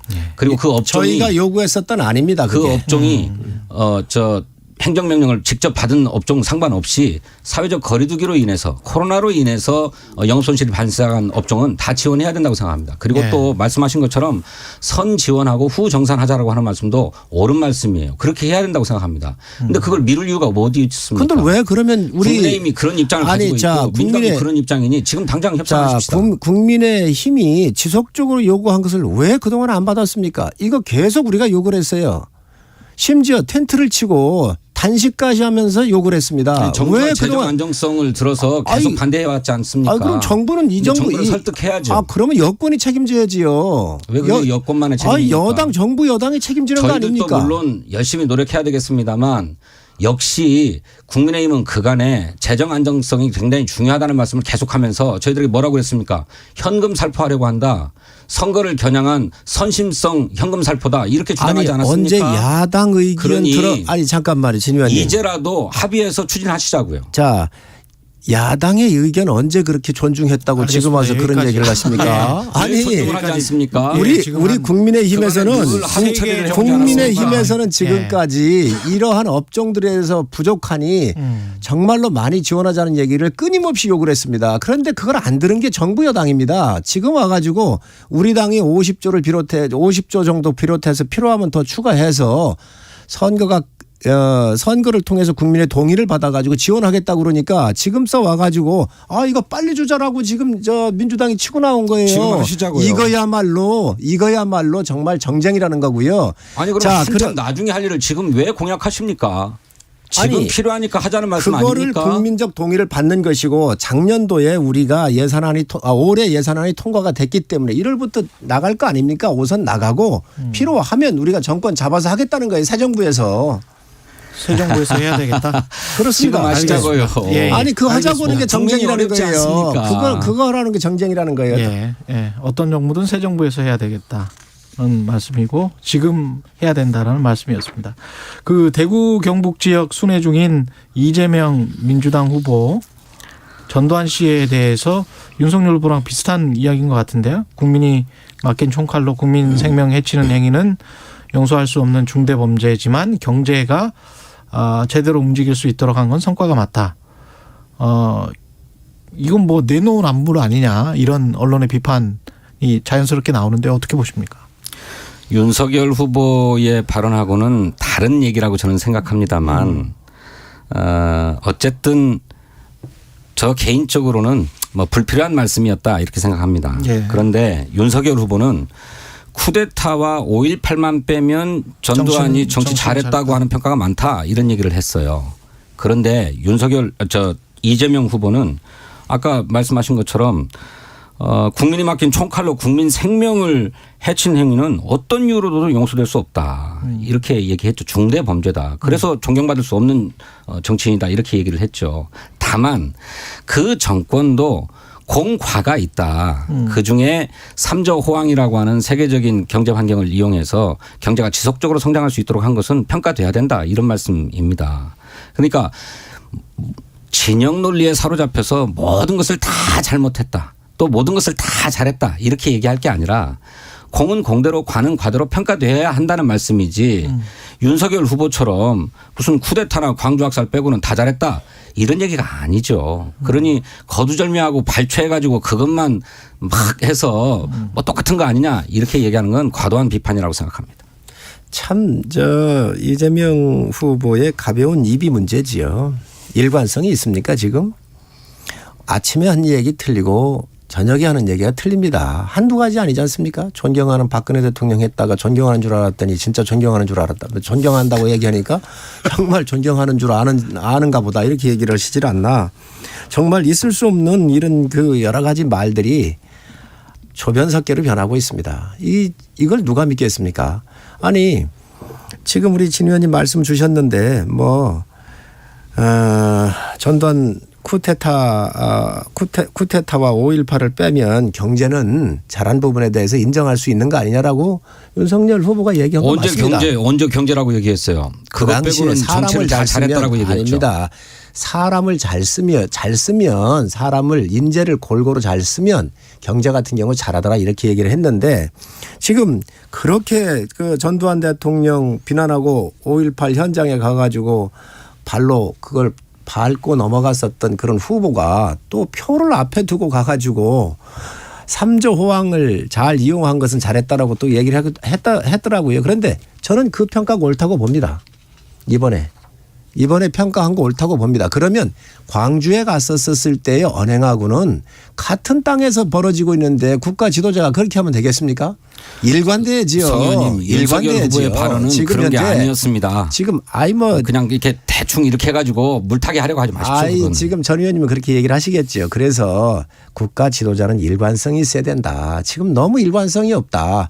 이 지역에 가서 이야기하고 저 지역 가서 또 다른 얘기하면 되겠습니까? 저는 진짜 국가 지도자로서 지금까지 언행으로 봤었을 때 너무 불일치하다. 아니 이재명 후보가 어떤 이유로도 용서될 수 없는 중대 범죄다 이렇게 규정했습니다. 그러면 그렇게 계속 가시면 됩니다. 그러니까요. 그 점도 분명하게 했다는 점을 말씀드리는 것이고. 그러면 그 견지를 계속 가셔야지. 다만 우리 국민의힘이 문재인 정부의 모든 것이 다 잘못됐고 정권을 심판해야 되고 교체해야 되고 하는 것과 똑같이 어떤 정권도 모두 잘못한 것만 있을 수는 없는 것이다. 잘한 것은 잘한 것대로 평가되어야 된다라고 하는 점을 말씀드리는 거예요.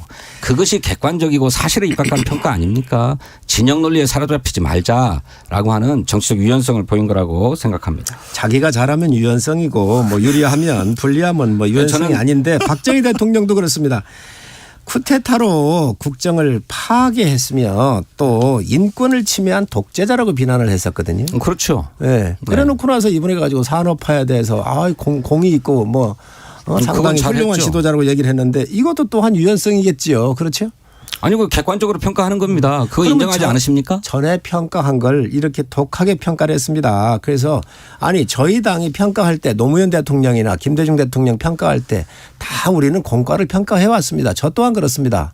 자, 그런데 말씀이 너무 많으시니까 제가 미처 반론할 기회가 전혀 없어서 참 유감인데. 지금까지 얘기 많이 했는데 뭘 그러십니까? 성 의원님. 독하게 평가를 할 대목도 있고 또 좋게 평가할 대목도 있는 거죠. 독하게 평가했으면 잘한 일도 독하게 평가해야 됩니까? 그런 건 아니질 않습니까? 문제는 일관성이 있어야 한다는 거예요. 어느 지역이든. 일관성이 있어야죠. 자, 그런데 그렇게 독하게 평가하면서 오던 사람이 이제 표 때문에 가가지고 거기에 가가지고는 그렇게 인권 침해한 독재라고 얘기했더니 산업화에 공이 있다? 경제는 이제 3조 호황을 가지고 경제를 잘 이끌었다? 이렇게 얘기하는 것이 과연 그러면 옛날에 그 비난할 때 양쪽 양비론적 측면에서 두 가지를 다 평가했어야 됩니다. 표를 앞에 놓고 지금에 와가지고 이러한 또 잘한 부분을 평가한다고 하면 어느 지도자가 되겠어요? 어떤 지도자가 되겠어요? 아니 독재자를 독재자라고 하는 것은 당연한 거고요. 그 독재자가 시행한 것 중에 잘한 정책은 잘한 정책대로 평가돼야 되죠. 노태우 정부도 마찬가지 아닙니까? 그러니까 물론 선거 상황이라고 하는 것이 있습니다. 그 선거를 당연히 염두에 뒀겠죠. 어떻게 염두에 두지 않겠습니까? 그렇지만 여기서 이재명 후보가 얘기하고자 하는 것은 합리적 핵심입니다. 우리 모두가 진영 논리에 매몰되어서 전부 아니면 전무다 하는 식으로 평가하지 말고 잘못한 것은 잘못한 것대로 엄정하게 평가하고 또 잘한 것은 잘한 것대로 인정해 주자라고 하는 말씀이죠. 그것은 비단 전두환 정권에만 해당하는 문제가 아니고 뭐 문재인 정부, 박정희 정부, 노태우 정부, 뭐 이명박 박근혜 정부도 다 마찬가지라고 저는 생각합니다. 예. 여기까지 하시고요. 제가 하나만 말씀 마지막으로 마무리하겠습니다. 이재명 후보가 지금 현재 말에 대해서 신뢰성을 못 가져요. 국토부 유세 다 매겨가지고 기본소득으로 쓴다고 하지 않았습니까? 또 전국민 재난지원금 준다고 하지 않았습니까? 기본소득 준다고 하지 않았습니까? 다 이것을 다 하루아침에 뒤집습니다. 이 역사를 평가하는 것, 각 지도자를 평가하는 것 굉장히 중요합니다. 이재명 후보가 늘 뭐라고 하고 있습니까? 역사에 대한 통찰력이나 평가 이 부분에 대해 강조하지 않았습니까? 표를 앞에 두고 이 지역에 가가지고 옛날엔 그렇게 비난했던 지도자들을 지금 와가지고 표 앞에서는 또 다른 평가를 한다고 그러면 문제가 있다고 하는 것이죠. 늦게나마 저는 그런 평가했다고 하는 것은 잘했다고 생각하는데 그게 자기 이득이 눈앞에 오니 평가하는 거 하고 이득하고 관련 없었을 때 평가했던 거하고 너무 틀리다. 네, 알겠습니다. 이득 앞에 놓고 나한테 유리한 평가만 하는 것이 과연 지도자가 맞는가. 이런 부분들이 앞으로 국가 운영을 할 때 문제가 있다고 보는 것이죠. 네, 알겠는데 우리 윤석열 후보는 그렇게 믿고 말고 할 얘기조차도 안 하고 있다는 거예요. 국정 현안이나 역사에 대한 식견이나 어느 것 하나도 무슨 평가할래야 평가할 수 있는 근거가 전혀 없는 게 문제예요. 그런 얘기를 좀 해서 저 사람을 믿을 만한 사람인지 또는 못 믿을 사람인지 평가나 좀 할 수 있게끔 해 주십시오. 지금 진 의원님께서 말씀하시는 것은 너무 감정적으로 얘기하시는 것 같다는 말씀을 드리고요. 우리 후보께서는 그런 평가 많이 하셨습니다. DJ 평가 상당히 후하게 하고 계십니다. 안 들으셨습니까? 아니 정치 하시면서 그런 평가 안 들으십니까? DJ 굉장히 높게 평가하시고 국민 통합했던 거 다 평가하셨습니다. 그런데 왜 안 했다 그러십니까? 안 했으면 질문을 던지십시오. 평가만의 문제가 아니잖아요. 전두환도 다 잘했다고 얘기했던 분이잖아요. 뭘 잘했다 그래요. 왜 그렇게 얘기했습니까? 아이고 뭘 그렇게 1175님 평가는 국민이 하겠습니다. 의원님들 이렇게 말씀을 하셨고요. 다주택자 양도소득세 완화 방안까지도 지금 이재명 후보가 생각을 하고 있나요? 당과 협의 중이라는 그런 이야기가 나오고 있고요. 어제 필요하지 않냐라고 예. 하는 말씀을 하셨죠. 1년 정도 한시적으로 유예하자. 네, 그래서 다주택자들이 양도소득세가 무거워서 매물을 내놓을 수 없으니 한시적으로 그것도 단계적으로 6개월 이내에 팔면 전액 면제, 뭐 그 뒤에 팔면 뭐 2분의 1 면제, 4분의 1 면제 이런 방식으로 해서 다주택 1가구 1주택 전부 다. 다주택자의 경우. 다주택자의 경우 1가구 1주택은. 1가구 1주택은 뭐 많이 면제가 돼 있는데요. 이미 많이 면제가 돼 있으니까. 그것도 그렇게 할 수 있을 것입니다. 다주택자만이 아니라. 그런데 그것은 후보의 구상이고요. 이걸 예. 실제적으로 어떻게 할 것인가 하는 문제는 정책 라인에서 검토할 것이라고 봅니다. 저는 개인적으로는 양도소득세를 완화하자고 하는 데에는 동의하지 않습니다. 그럴 이유가 없다고 생각하고 예. 또 집을 팔아서 그만큼 소득을 많이 불로소득을 얻었으면 그에 상응하는 세금을 내야 된다. 그것이 조세정에 부합하는 일이다. 저는 그렇게 생각하는데 이재명 후보는 현재 집값이 하향 안정세로 들어서고 있는 국면이니 이런 것을 조금 더 가속화시키기 위해서 매물을 유도해야 되는 게 아니냐 하는 생각을 갖고 계신 것 같습니다. 제가 볼 땐 늦었지만 다행이라고 생각을 합니다. 늦었지만 다행이다. 네. 예. 그리고 이 부분은요. 저희 당에서 끊임없이 요구했던 사항입니다. 이거 안 받아들이고 계속해서 25번의 규제를 했던 거 아닙니까?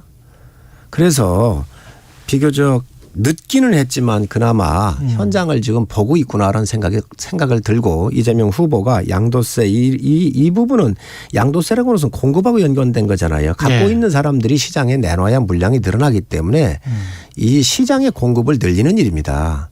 아주 늦었지만 지금이라도 이 부분에 대해서 방향 전환한 것은 긍정적으로 봅니다. 그것은 왜 믿을 수 없는 입장이라고 얘기 안 하십니까?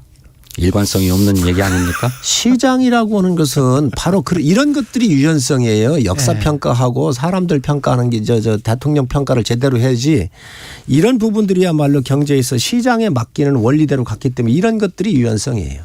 그 시장 유연성입니까? 우리 국민의힘은 양도소득세가 너무 무거우니 이걸 완화하자는 얘기를 했지 일시적으로 완화하자거나 일시적으로 유예하자고 주장하지 않았습니다. 그렇게 하지 않으셨습니까? 아닙니다. 국민의힘도 한시적이었어요? 자, 아니 한시적이라고 얘기한 적 없습니다. 저희가 한시적으로 얘기한 적도 없고 완전히 다 없애자고 한 적도 없습니다. 이러한 공급에 대해서 늘리려고 한다고 한다면 이 부분에 대해서 양도세가 낮춰져야 물량이 나오겠다라고 얘기를 한 것이지 이 부분에 대해서 저희가 한시적이라고 하는 제한 없이 양도소득세를 완화하자. 이게 너무 무겁다. 징벌적 과세다. 이렇게 주장해 오지 않았습니까? 언제 우리가 그렇게 주장을 했습니까? 그렇게 얘기해 왔죠. 아닙니다. 이 부분이 양도세라고 하는 것은 시장의 기능을 회복하기 위해서 갖고 있는 분들 편하게 좀 내려주자는 거지요. 그러니까 다 깎아주자는 말씀하셨잖아요. 이거 안 깎아 한시적으로 하자는 말씀이 아니었잖아요. 그러면은 진 의원님은 이거 깎지 말고 그냥 계속 가자는 얘기입니까? 저는 개인적으로는 그래야 된다고 생각합니다. 그것이 조세 정의에 부합하는 거라고 생각합니다. 그런데 아까 말씀하셨던 것처럼 우리 후보는 지금 집값이 하향 안정세로 접어들려고 하고 있으니 이걸 가속화시키기 위해서 매물을 유도하자라고 하는 탄력적 사고를 한다는 것입니다. 저는 당내에서 논의할 기회가 있으면 저는 반대 의견을 내겠습니다만 이재명 후보의 판단이 옳을 수도 있죠. 하지만 이재명 후보의 그런 입장이 국민의힘 입장하고는 많이 다릅니다.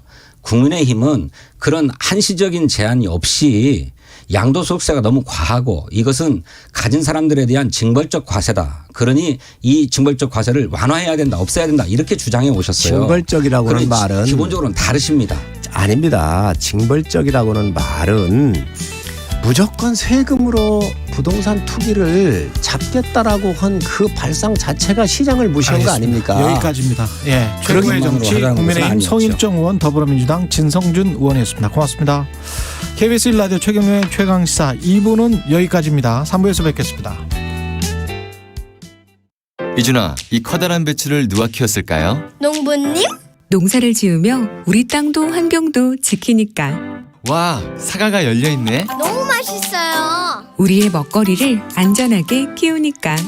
마을이 깨끗하네. 이준아, 우리도 여기서 살까? 네! 깨끗한 마을, 소중한 공동체를 이어가니까. 건강하게 지켜주셔서 안전하게 키워주셔서 소중한 걸 이어주셔서 고맙습니다. 공익 직불제, 모두를 위한 농업 농촌을 지켜갑니다. 이 캠페인은 농림축산식품부와 농산물품질관리원이 함께합니다. 우리 생활에 유용하게 쓰이지만 폐기물을 남기는 방사선. 누군가 해야 하지만 아무나 할 수 없는 일.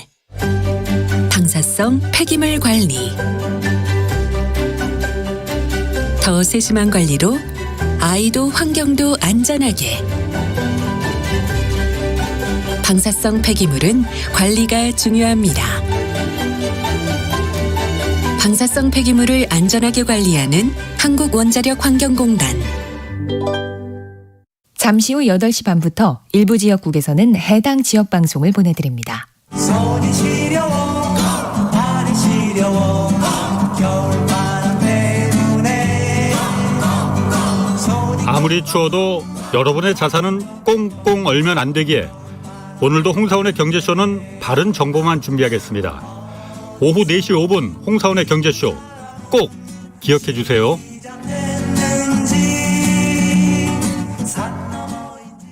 터질 것 같은 내 십자가 날 미치게 만들 것 같았지만 난 이제 깨달았어. 주진우 라이브가 있다는 것을. 지친 하루 집에 오는 게 매일 오후 5시 5분 KBS 1라디오 주진우 라이브. 지금 시각은 8시 30분입니다. KBS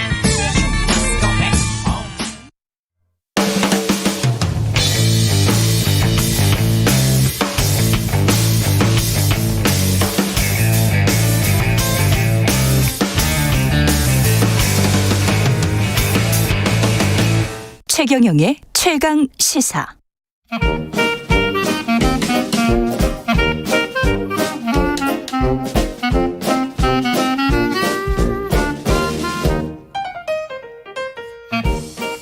네, 최경영의 최강시사 경제합시다. 월요일은 명쾌한 경제 이야기 해보고 있는데요. 오늘은 홍기빈 글로벌 정치경제연구소 소장 전화로 연결되어 있습니다. 안녕하세요.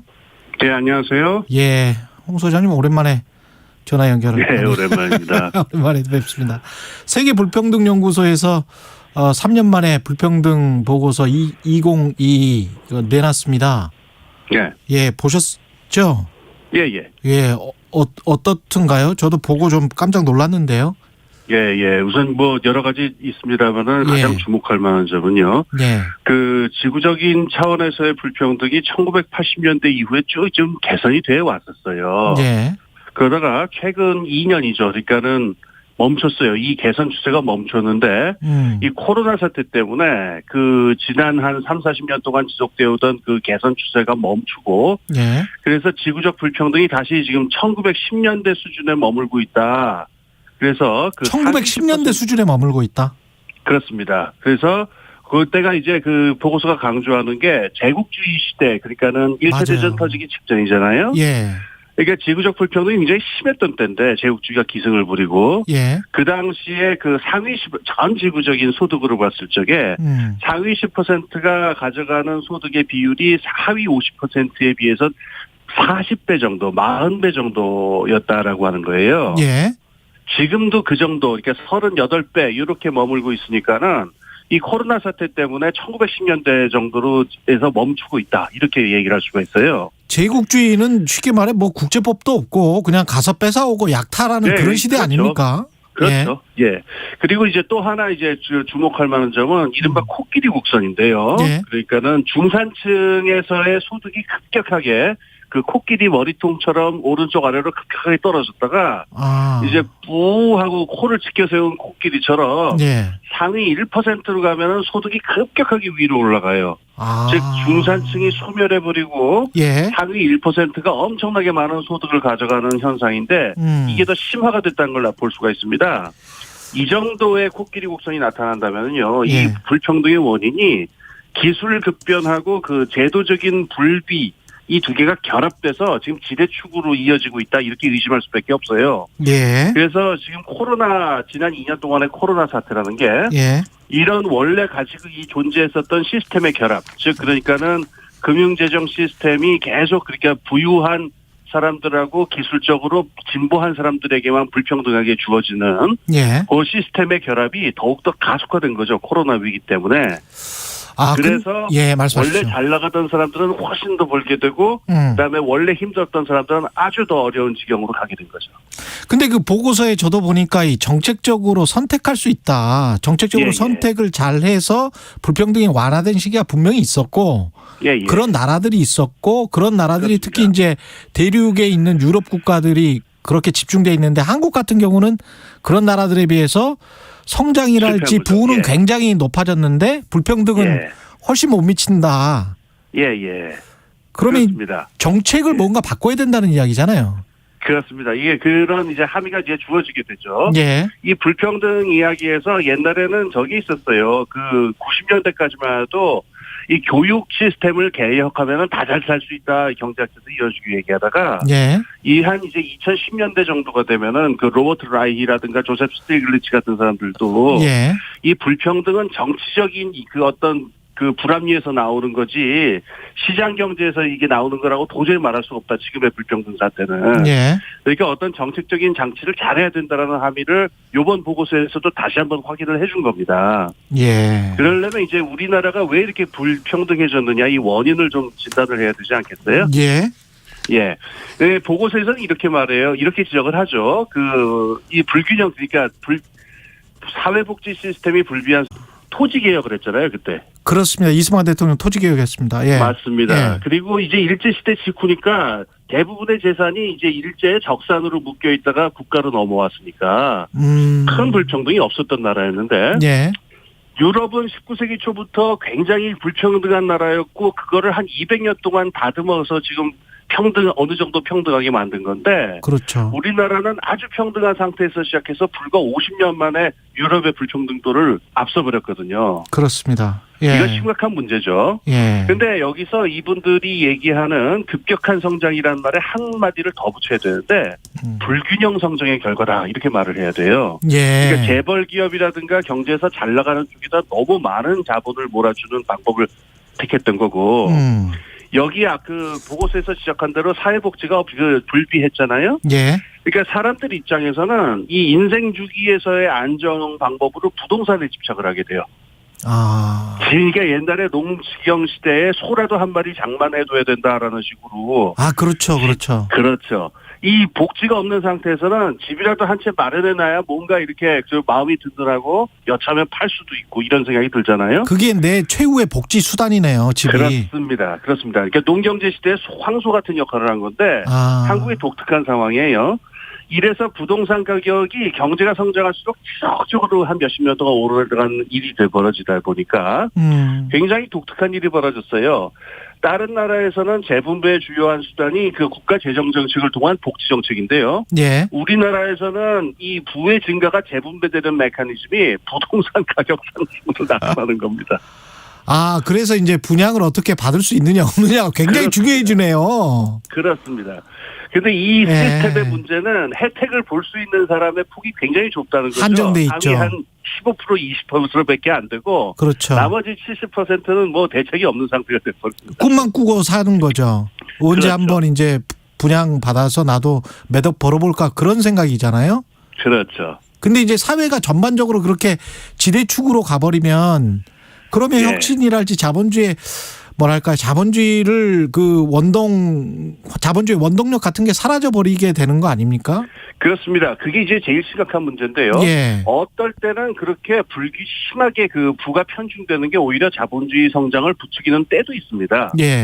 근데 그거는 어떨 때냐면은 이제 고정자본 투자라든가 공장을 짓는다든가 해서 이 뭉칫돈을 풀어가지고 뭔가 뚝딱뚝딱 지어야 될 때 이때는 오히려 불평등이라고 하는 게 경제성장의 원동력이 될 수도 있어요. 근데 지금 문제는 21세기의 경제는 그런 외연적 성장 같은 게 아니고요.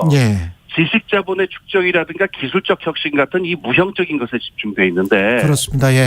이건 돈 푼다고 뚝딱뚝딱 지을 수 있는 게 아니고 국민들 전체가 고르게 똑똑해지고 고르게 많이 배우고 고르게 많이 실험해봐야 이 집단적으로 혁신이 벌어지거든요. 그러니까 혁신이라고 하는 것을 우리가 오해하기 쉬운데 그 몇몇 똑똑한 사람, 에디슨 같은 사람 몇몇 나와가지고 혁신이 되는 국면이 있고 집단적으로 똑똑해져야 혁신이 일어나는 국면이 있는데 예. 이 많은 기술사가들은 지금 예. 21세기의 그 기술 혁신 단계는 몇몇 똑똑한 사람의 기술 혁신이 아니고 집단적으로 똑똑해져야 혁신이 일어나는 단계다 이렇게 얘기하고 있어요. 이런 단계에서는 돈이 한 군데 몰려 있으면은 혁신의 원동력이 되는 게 아니라 혁신을 오히려 가로막고 불평등 때문에 많은 사람들의 소중한 역량이 사장돼 버리는 결과가 나오게 되죠. 이러면 오히려 성장을 가로막는 장애물이 될 겁니다. 불균형이. 근데 그 지금 말씀하신 게 결국 이제 플랫폼 산업의 구조적인 그 불평등과 직결되는 말씀인데 예. 이걸 우리가 그렇다고 이제 플랫폼 산업을 규제를 이 파이가 커지기 전에 규제를 먼저 하자 뭐 이런 논의 어떻게 보십니까? 이게 기술 예. 급변을 막을 수가 없잖아요. 사실 인류가. 아닙니다. 제 생각에는 여기서 예. 두 가지 극단을 피해야 되는데 예. 이걸 무조건 찍어 눌러야 된다라는 사고방식도 당연히 문제가 있지만 그렇죠. 문제가 있죠. 예. 이것에 대해서 할 수 있는 대책이 없다. 손 놓고 보는 수밖에 없다. 이거 둘 다 제가 보기에는 패배주의에 해당해요. 어떻게 할 수 있습니까? 그러면. 예. 제가 아까 드린 말씀을 조금 말씀드리겠습니다. 아까 예. 그 코끼리 곡선 나타날 적에 제가 이게 1%가 이 정도로 급격하게 소득이 증가하는 거는 기술 혁신이라는 원인하고 그 제도적 불비로 인한 지대 축구가 결합되어 있을 때만 나타난다 이렇게 말씀드렸잖아요. 예. 아주 쉽게 말씀드릴게요. 기술 급변이 나타나면요. 그 전에 있었던 법적 제도라든가 세법이라든가 이런 걸로는 해명이 잘 안 되는 종류의 소득이 엄청나게 발생을 해요. 예. 그러면은 이게 제도가 불비하니까 이런 기술 혁신에서 이렇게 해서 생겨난 소득을 일부 아주 소수의 사람들이 몽땅 가져가는 일이 벌어지거든요. 예. 사실 지금 그 플랫폼 산업에서 나타나는 어마어마한 수익 있죠. 뭐 제프 베조스 같은 사람이 가져가는 그렇죠. 것. 예. 이거는 법적 제도하고 그 세법 제도가 불비해서 나타나는 즉 1차 분배에서의 문제거든요. 그러니까 이 부분을 갖다가 무조건 찍어 누르려거나 무조건 방기하려거나 하지 말고 예. 이 부분에서 어느 부분이 어느 사람에게 소득이 제대로 들어가야 되는지 즉 기술의 혁신에 걸맞는 새로운 법적 제도와 새로운 그 소득 이 귀속 체제를 갖다가 계속 이 부분을 혁신을 해야 기술 혁신 부분하고 법적 부분이 함께 갈 수가 있게 되죠. 요게 뒤처지면은 지대 추구가 발생을 하죠. 계속 그 부분은 파인 튜닝 작업을 해야 그렇습니다. 한다. 예. 그러니까 산업의 현황을 계속 눈여겨보면서 예. 법 하시는 분들, 세금 하시는 분들, 그다음에 기술 엔지니어 이분들이 이걸 계속 보면서 요 소득의 범주는 어디로 귀속돼야 옳은가에 대해서 예. 이게 계속 업데이트된 제도를 만들어야 기술 혁신도 계속 더 폭발적으로 벌어지면서 불평등도 막을 수 있는 두 마리 토끼를 잡게 되는 겁니다. 근데 정밀 조정 작업을 잘 하려면 이제 사회적인 논란 합의를 잘 이끌어내야 될 텐데 우리 맞습니다. 같은 경우에 사실 종부세랄지 누진세 강화랄지 뭐 이런 것들에 관해서 굉장히 크게 반감을 갖고 있는 사람들뿐만이 아니고 언론도 그런 경우가 많은데 어떻게 보십니까? 이건 말할 것도 없이 한국 자본주의의 이 수혜자에 해당하는 분들은 세금 내실 생각을 하셔야 되는데 예. 저는 2010년대 들어서 굉장히 놀란 거 하나가 우리나라의 2010년대에 그 보편적 복지에 해당하는 정책들이 많이 나왔거든요. 예. 아동수당이라든가 뭐 노인연금이라든가. 근데 원래 교과서대로 하게 되면은 보편복지가 확정되면은 중산층들이 복지의 수혜자가 되니까 증세에 합의해 줄 것이다. 교과서에는 이렇게 돼 있어요. 그렇죠. 예. 근데 우리나라 중산층들은 2010년대에 증세에 합의한 것 같지가 않고. 그렇죠. 지금 말씀하신 종부세라고 하는 거는 사실 제가 볼 때는 내는 사람의 숫자도 맞지 않고 내는 비율도 그렇게 세다고 말할 수가 없는데 굉장한 사회적 갈등을 그분들이 일으키지 않습니까? 그렇죠. 예. 그러니까는 세금에 대해서 우리가 지금 경제가 이 정도로 성장했다면은 우리가 세금을 더 내야 된다라고 하는 그런 어떤 그 사고 방식의 전환이 굉장히 필요하죠. 예. 마지막으로 2000년 전에도 사실은 플라톤도 이 불평등 문제에 관해서 심각하게 문제 제기를 했잖아요. 뭐 3배인가 4배인가 이상 되면은 그 사회가 정의롭지 못하다고 했던 것 같은데 이 불평등이 심화가 되면 지금 40배라고 하지 않습니까? 뭐 어떤 문제가 발생을 하고 사회가 어떻게 변해버릴 수 있는지 경고를 좀 해 주십시오. 알겠습니다. 네. 아주 재미있는 문제인데요. 우선 예. 결론부터 얘기하면은 몇 배 이상 되면 안 된다라는 기능적인 기술적인 숫자 같은 건 없습니다. 예.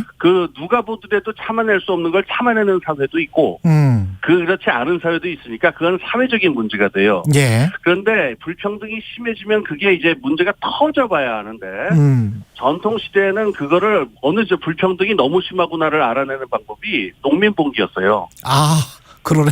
농민봉기가 너무 많이 터지면은 예. 지배계급이 이거 세금 좀 낮춰야 된다. 그거를 알아보는 하나의 지표 같은 거였는데 예. 한국 사회가 어느 정도 견딜 수 있느냐 그거는 어떤 기능적인 숫자적인 답은 없고요. 예. 어떤 고통이 나타나냐로 찾아봐야 되는데 저는 딱 두 개의 숫자만 얘기하고 싶어요. 하나는 자살률이고 하나는 출산율입니다. 자살률과 출산율. 예, 이미 대한민국은 OECD 기준으로도 전 세계 기준으로도 이 두 가지 숫자가 감당할 수 없을 정도의 고통을 사회가 겪고 있다라고 하는 거를 적나라하게 보여주는 상태예요. 그렇죠. 이게 이 자살률과 이 출산율로 사회가 얼마나 더 지속될 수 있을지 그건 각자 생각해 볼 몫이 아닌가 합니다. 알겠습니다. 아주 냉철한 말씀이셨고요. 예, 지금까지 최경영의 최강시사 경제합시다. 홍기빈 글로벌 정치 경제연구소장님이었습니다. 고맙습니다. 예, 감사합니다. 예, KBS 라디오 최경영의 최강시사 듣고 계신 지금 시각은 8시 45분으로 향하고 있습니다. 이 시각 출근길 교통정보입니다. 올림픽대로 잠실 쪽은 행주대교부터 성산대교, 다시 양화대교에서 동작대교까지 정체인데요. 한강대교 부근 2차로에서는 사고 처리 중이라 부근에서 더욱 밀립니다. 이후 한남대교에서 영동대교 사이에 차가 많고요.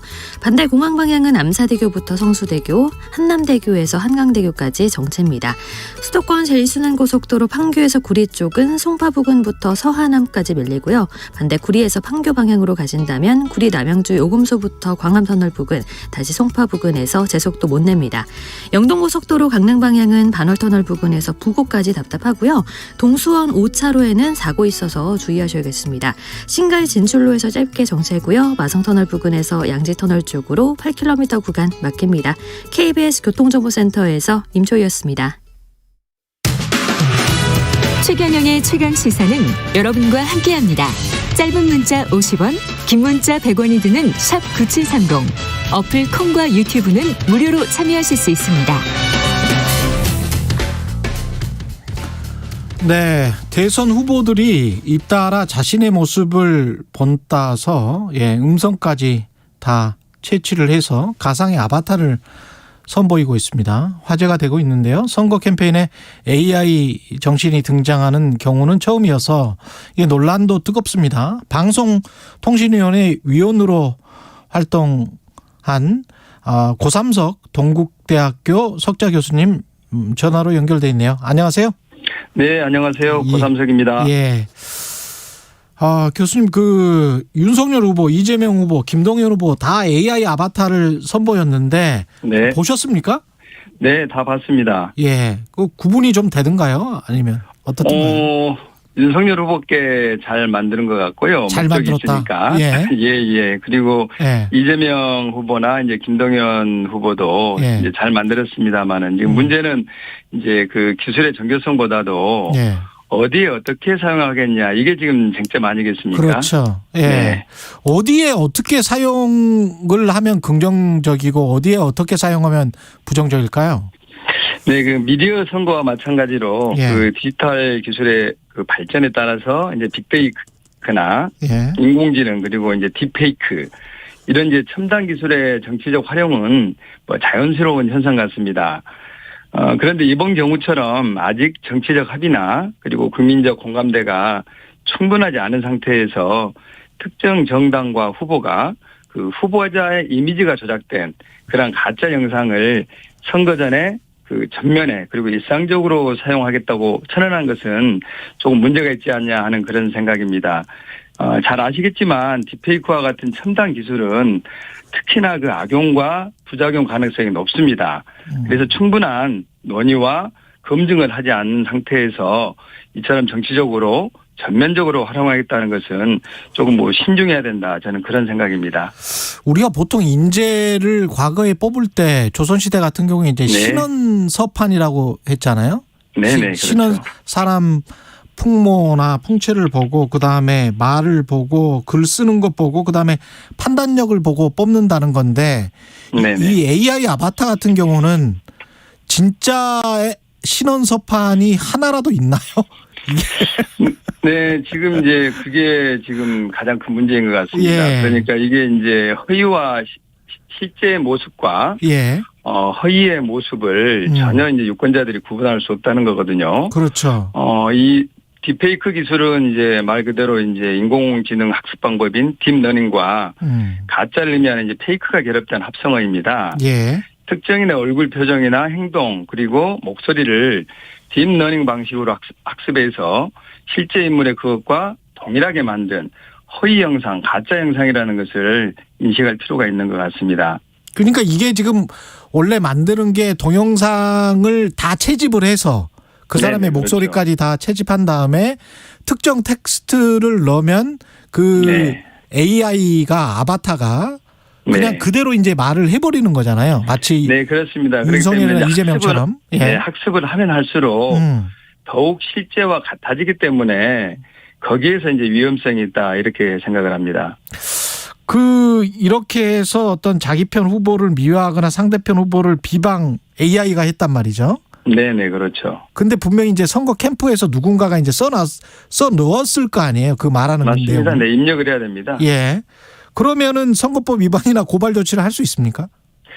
현재는 지금 이제 그 딥페이크 기술을 통해서 만들었던 아바타가 이제 선거운동에서 나서서 허위 사실 유포나 아니면 상대 후보의 이제 명예를 이제 훼손했을 때 과연 그 아바타가 이제 직접 처벌의 대상이냐 아니면 그것을 만들었던 이제 개발자의 이제 책임이냐 아니면 거기에 이제 내용을 입력했던 선거 관계자의 이제 책임이냐 아니면 최종적으로 후보자의 책임이냐 이러한 부분들에 대해서는 아직 정리된 내용이 없습니다. 그렇군요. 그리고 만약에 말만 하는 게 아니고 언어 외적인 요소 그러니까 제스처나 뭐 이런 것들도 지금 배울 거란 말이죠. 네, 그러면 이제 상대 후보 측에서 상대 후보의 어떤 그 언어 외적인 표현의 어떤 단점을 최대한 부각시키는 AI를 만들어서 유포시킨다면 그거는 비방선거가 또 될 수 있는 거 아니에요? 네, 맞습니다. 뭐 실제로 지난 그 미국 대선에서 그 오바마나 이제 트럼프 등 전 현직 대통령의 딥페이크 영상물을 제작 유통해가지고 정치적 사회적으로 큰 혼란과 충격을 준 적이 있습니다. 지금 이제 후보자를 미화하고 단점을 가리는데 딥페이크를 활용하지만 만약에 이걸 지금 상태처럼 제한 없이 사용하게 방치한다면 언제든지 네거티브 영상물로 상대방을 비방, 음해하는 흉기가 될 수 있고 또 마찬가지로 이러한 상황은 유권자들을 크게 혼란시키지 않습니까? 네, 그렇기 때문에 그건 이제 정치적 도덕적으로 이제 문제가 있는 것이고 최종적으로는 선거의 결과 그리고 민주주의를 왜곡할 수 있는 그런 대단히 중대한 사안입니다. 그러면 제가 문득 그런 생각이 드는데 가령 우리가 신문 규제를 할 때 광고성 기사 해가지고 협찬 기사 이렇게 그 박아놓도록 하잖아요. 자막처럼. 이것도 AI 윤석열, AI 이재명 이렇게 박아놓을 수가 있나요? 네, 그건 지금 현재 그 우리가 이제 흔히 사용하고 있는 페이스북이나 SNS, 가짜뉴스라든가 디지털 성범죄물이 이제 유통되고 있는 그런 이제 SNS들이 있지 않습니까? 특히 미국 같은 경우는 가짜뉴스에 대해서는 이건 논쟁의 여지가 있다 하는 그러한 표시를 지금 하도록 되어 있습니다. 네, 그리고 이제 뭐 잘 아시겠지만 그 지금 딥페이크 영상물에 그 정치적 활용, 특히 선거에 활용하는 것 같은 경우는 아직 뭐 글로벌하게 이제 그 정립된 규제는 없습니다만은 미국의 캘리포니아나 텍사스주 같은 경우는 30일 전, 선거 30일 전, 60일 전에는 관련된 딥페이크 영상물을 사용하지 못하도록 지금 법으로 규제를 하고 있고요. 또 그리고 그것보다도 작년 미국 대선에서 이러한 딥페이크 기술의 정치적 악용 가능성에 대해서 우려가 많았기 때문에 미국 의회와 정부 그리고 페이스북이나 트위터 같은 SNS 기업들이 협의를 통해서 자율 규제의 그 가이드라인을 만들었습니다. 그래서 지난 대선에서는 원칙적으로 딥페이크 영상물 업로드를 원칙적으로 금지한다는 그러한 원칙을 마련해서 적용한 바 있습니다. 이건 상당히 강한 그러네요. 규제다 이렇게 보시면 될 것 같습니다. 생각해 보니까 AI 후보가 대통령 후보가 어떤 공약을 발표를 하고 그걸 약속을 하면 네. 근데 나중에 이제 당선이 되고 나서 그거는 AI 후보가 네. 예, 말한 것이고 나는 약간 좀 생각이 다르다. 네. 이러면 이게 말이 되는 겁니까? 그러니까 이제 이 선거라는 것은 결국은 민주주의에서 선거에는 유권자인 국민들이 이제 선택하도록 하는 겁니다. 그렇죠. 그렇기 때문에 유권자들에게 그 제공하는 정당이나 후보자가 제공하는 정보는 결코 허위 사실에서는 안 됩니다. 그렇죠. 가장 정확한 정보 팩트를 제공해서 유권자인 국민들의 선택, 판단과 선택을 도와줘야 되거든요. 그런데 이 딥페이크 기술은 선의로 사용하든 악의로 사용하든 그게 가짜, 허위, 사기라는 의미가 지금 내포되어 있는 것입니다. 그렇죠. 그렇기 때문에 사전에 충분한 기술적 검증 그리고 사회적 합의, 정치적 합의가 없는 상태에서 특정 후보가 이것을 일방적으로 일상적으로 사용하겠다는 것은 분명한 것은 선거의 룰과 관련해서는 문제가 있다. 저는 그렇게 생각을 합니다. 선관위는 지금 어떤 입장인가요? 아직은 이제 그 딥페이크 영상물을 통한 어떤 선거 운동이 구체적으로 일어나지 않았지 않습니까? 최근에 이제 각 후보자들은 이벤트성 그 행사에서 그 딥페이크 영상을 이제 공개했던 것이고요. 그래서 사안이 발생하면 즉 케이스가 발생하면 이제 검토하겠다는 것인데 저는 이것도 좀 늦었다고 봅니다. 선관위가 대응이 지금 늦었습니다. 그렇죠. 미국의 경우, 유럽의 경우에 이미 딥페이크 기술의 정치적 활용이 조금씩이 지금 논의가 됐었는데 우리 지금 선관위의 경우는 아예 대응을 안 했거든요. 그런데 분명한 것은 대선 공식 선거운동 그 시작하기 전이라도 선관위 주도로 각 후보자들과 협의해서 딥페이크 기술 사용에 관한 가이드라인을 마련하고 선거운동을 시작을 해야 됩니다. 가이드라인은 어떤 가이드라인이 필요하다고 생각하세요? 우선은 이제 기술적으로 이 딥페이크 기술을 어디까지 사용할 수 있느냐 이게 지금 가장 저는 이제 중요한 문제고요. 그리고 특히 온라인에서 제한적으로 사용하는 거 그리고 그 사용하면서 진짜와 가짜를 이제 분명히 고지하는 것은 저는 해야 된다고 보고요. 다만 여기서 문제되는 것은 이번 윤석열 후보처럼 오프라인에서 실제 선거운동에서 예전에는 선거하면 유세차에서 후보자의 영상물을 틀었지 않습니까? 그랬죠. 그건 진짜의 영상물이죠. 그런데 문제는 이번에는 이렇게 잘 꾸며진 이미지가 조작된 자신의 아바타를 통해서 유세하는 그러한 영상을 지금 전국 방방곡곡에서 틀겠다고 그랬거든요. 분명한 것은 이건 후보자가 아닌 후보자의 이미지를 학습한 그리고 잘 정제된 잘 만들어진 가짜 후보인 것이거든요. 그래서 특별히 오프라인에서 이 딥페이크 기술을 통해서 만들어진 후보자의 영상을 어디까지 사용하도록 할 것이냐. 그다음에 유권자로 하여금 혼동하지 않도록 어떻게 표시할 거냐. 이 부분은 분명히. 고삼석 동국대학교 석자 교수님이었습니다. 고맙습니다. 네, 고맙습니다. 코로나19 상황이 심각해짐에 따라 사적 모임 허용 인원이 줄어들었습니다.